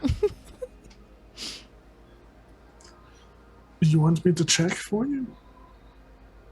If you'd be so kind. I'm going to use divine sense. Are there any celestials, fiend, or undead within 60 feet of me? No, it is calm. There's nothing that pings that for you. What do you say? I'm sorry. No, hang on. No, I did not expect you to say yes. Really? Just so many. Charlie, I think we need to leave. Thank you very much for your kindness and hospitality, everyone. We'll be taking off now. Kelby, if you could just step back from them. I know if you could just take a couple steps back from them, Miss I Moon can will be learn happy new to explain. songs. Oh, what? What's going on?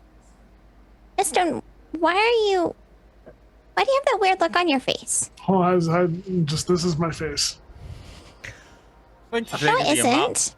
at least think of the amount of time I've spent with Mistwin and my 18 passive insight. It might not happen at first, but I could pick up on it a little bit that you're fucking with me. I'm happy to make a roll to figure that out if you'd like me to, GM. Just give me a second here. Hold on. We're good. Yeah. Yeah. God damn it. On second thought, I was just joking. I think I'm hungry as well. Turley is relieved. Saint is not. Saint wanted a village full of vampires. Well, These days. myself and my family are preparing a meal. We expected Illyri to be here. So we should have enough. We always have enough. If you would care to join us, you would be welcome to do so. It's about sunset, right? Yes. Yeah. Hey, you got a fishing pole? I can see if we can catch some extra for you. Oh no. You are not allowed to fish here. I expect a response, but I respect it. Apologies, that might have come out Nope, curt. not at all. This is your land. It's about Your 14 customs. days to get a game We of fish appreciate license. your hospitality. If there is anything we can do to pay for our meals in any way, even if it's with some sort of favor, chore, dishes. I can play Kelby's great song. with song, yeah. A song would be wonderful. We don't have many musicians in the village. I'd be happy to do, do a show. Yes, you can perform for myself and my family, or if you prefer to be out in the we don't really call it a town square. It's more of where the bonfire is. So where the bonfire is, if you wish. Wherever will help the most people. There's a bonfire. There will be. We're currently building it for the evening. Right. If you can just point me in that direction, I will help get that underway as quickly as possible. Wonderful. Okay, and he'll point you in the direction. Do you have anyone in need of healing? Anyone sick? Yeah, miss, we can take care of that. I can. Healing.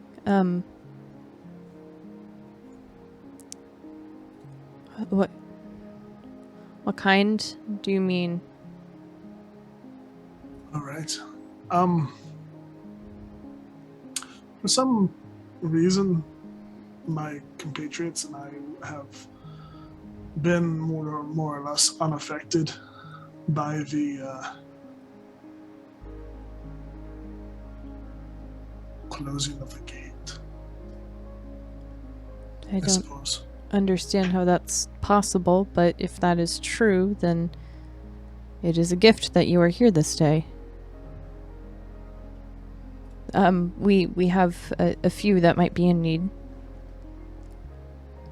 Please, by any means. Right. Okay. And he would lead you towards a home where it's basically like a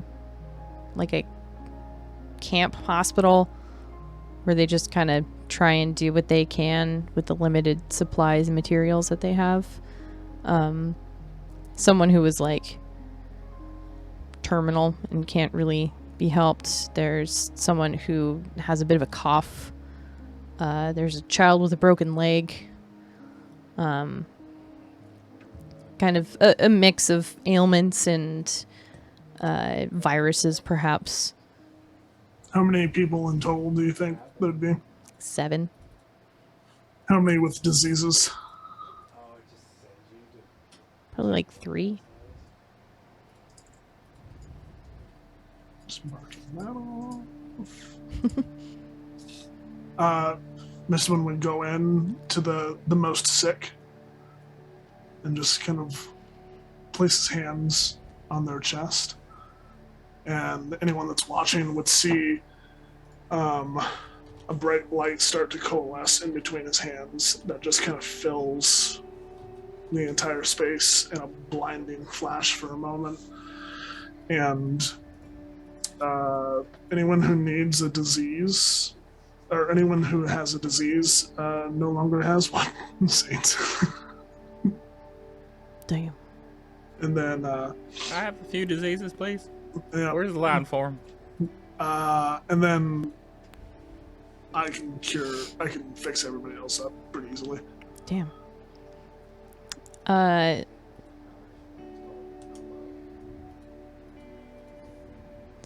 Sorry, I'm just writing down names so I remember them. So Thane was the one who was inviting you to his home and led you here. You would see just a wave of shock come over his face as he sees you like actually healing these people. And you see him kind of get into like a kneeling stance, just one knee on the ground and bowing at the same time. You kind of just hear him muttering under his breath, just blessings from the serpent. Blessings from the serpent.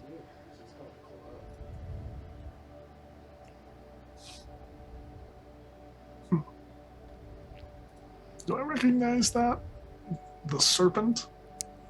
I mean, if you want to make a religion check, you can. This is gonna go great. Oh, 14. Not bad. Coming from where you originate from, you would have probably heard of some sort of serpent god. Good? Bad? I don't know if you would have been able to form your own opinion. Yeah. Yeah, it's fine. Oh, well, is this it? Is this everybody? Yes. Yes. I don't know what to say. Oh, then don't say anything at all. I won't. Please, this way, and he'll guide you towards his home. The other guard would have like stuck around with the rest of you and eventually led you to Thane's home. Save for Turley, who's out helping with the bonfire. The meal would have been like robust. There's like stewed rabbit, and there's various roasted vegetables and fruits of every which kind that you can think of. So it's a very choice spread here. So you're all able to get your fill. And then eventually you're led to the bonfire for Kelby to perform, and you see everyone kind of like this is like you can tell it's like the place where they just like have their meetings and they don't really entertain one another. They kind of like keep to themselves. So being told that there's entertainment here, they're a bit apprehensive. Kelby, what would you be doing for your performance here? Kelby would ask them to get her a crate of some kind to stand on top of in front of the bonfire. And she would climb up on it and have her lute that she kind of is tuning as she's watching people like gather in front of her. Hello, everyone. My name's Kelby Sparkspinner, and she'll continue to tune her instrument. It's really nice to be here with you in this. It's very warm. She'll gesture back to the bonfire behind her and kind of grin. My understanding is that you guys haven't had much in the ways of bards for a while. And I promise you after tonight, well, you can safely say you'll never see a bard like me again. And as she does that, Kelby will gesture her hand like down, like gesturing to herself. And as she does, her clothes will completely transform. She will become like dressed in a smart suit that's well fitted and is silver lined with black. She'll have elegant shoes, and her hair will be done up, and it will look like there are little stars kind of in her braids and whatnot as Kelby casts Disguise Self. And she'll look just slightly taller so people can see her.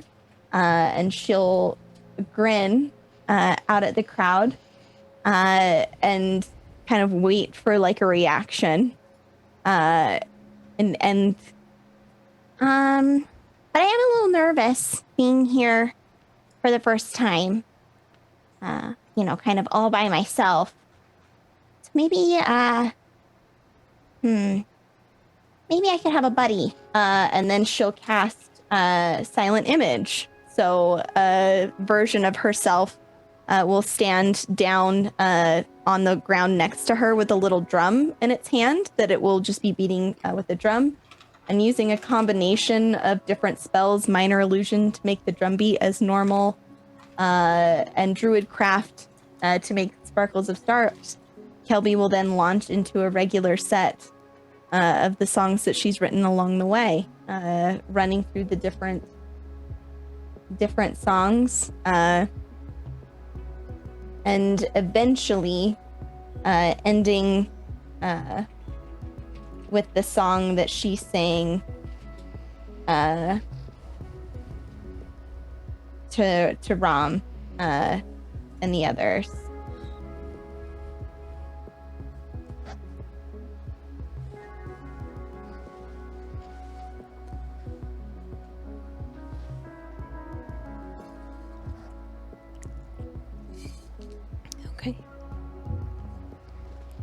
The people seem apprehensive at first with the tune, but, you know, maybe like 3 bars into it, you see them kind of relax and start like moving around to it. Some kids even like hop up into the front and kind of like start moving around and dancing and stuff. Some of the elders of the village here move in a more kind of steady stance and something that seems very practiced. But everyone seems incredibly receptive to this.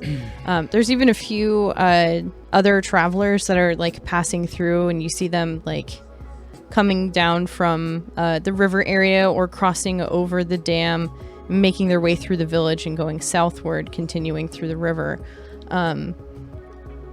Nothing super noticeable, maybe like some dwarves that were coming from the west. There's a couple that seem to be walking by, one lady with like dark skin and kind of kinky curly hair, and like a blue skinned guy with white hair just walking by. And your performance is very well received. Everyone is very happy and kind of dances to your tunes and kind of like eagerly waits for more if you're willing to perform. Kelby will get through her normal set and look at the rest of the party, kind of trying to gauge how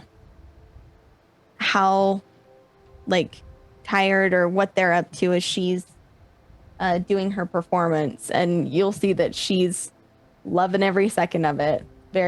She's very in her element. It was very good. Yeah, your performances are extremely well received. Everyone seems 100% down for the vibe. And eventually the crowd disperses. Thane will thank you for the entertainment, and then point you back over towards the dam where you guys can head towards the other side to camp.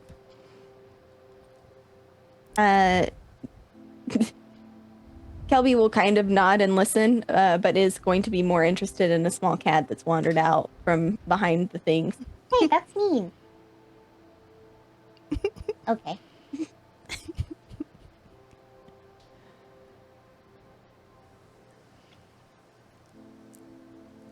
It's easy Are we enough. ready to go to sleep, There you go. everybody? Shirley's been a just long kind of day. sitting on the Yep. ground, staring at the fire with a stupid grin on his face because the fire is giant and he's very warm. Yeah. Set up camp. Sit around the fire. Eat some rations.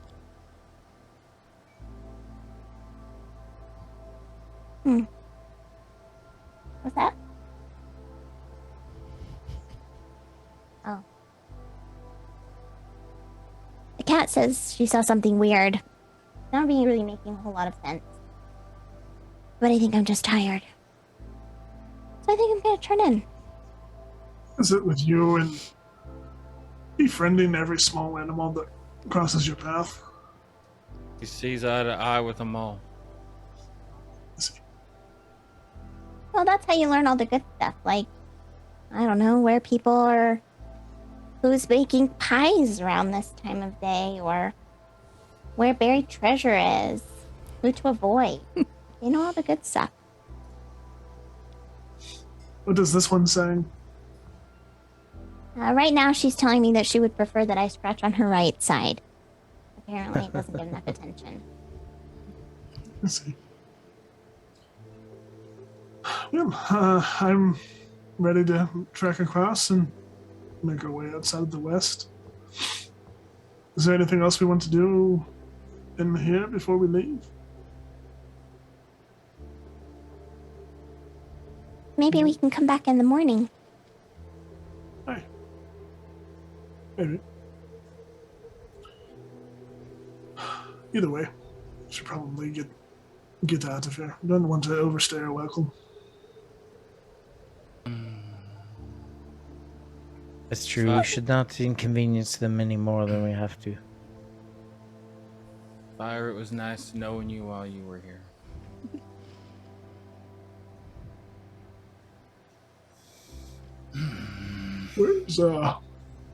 Where's Hillary? He would have had shared the meal with you all, and then set up camp just outside of the village to the north of it. Oh, to the north. Mm-hmm. All right. Well, I suppose I'll start heading over to the west side and start pitching camp. Okay. Surely will help. Very good. Hey, Anders, Yes. can you roll a d4 for me, please? Oh no. A 4. All right. Oh. I don't like small rolls. That's a 3. -1 is 2. Thank you. Okay. Oh no. Okay, so easy enough to get across the dam. You set up camp just off of, the shoreline, off in, the kind of grassy area, and are able to take in the majesty of this beautiful lake before you. The moon is now shining through a kind of patchy, cloudy sky and reflecting off of the lake. The mountains surrounding the area make it feel like you've got kind of like a gentle hug around you this evening. I think this is probably a good place to stop it for the evening as everyone gets ready and heads off to sleepy sleeps, so that we can all go head off and do whatever we need to do this evening, and then eventually sleepy sleeps. What was a D4? You'll Roll a dice. None of our It's a business. Mystery. Mystery dice. hell yeah. A Which- level 9 paladin is not only thick of body, but thick of heart, thick of brain, and thick of smash. Can smash. I mean, yeah, that's absolutely not wrong. Missed one. E. Let me smash. What? Let me smash. We'll see. We'll Becca see. used to let me smash. Anybody? All right. Anyway. This one? You want some fuck? See, You want somebody? you want blue or yellow?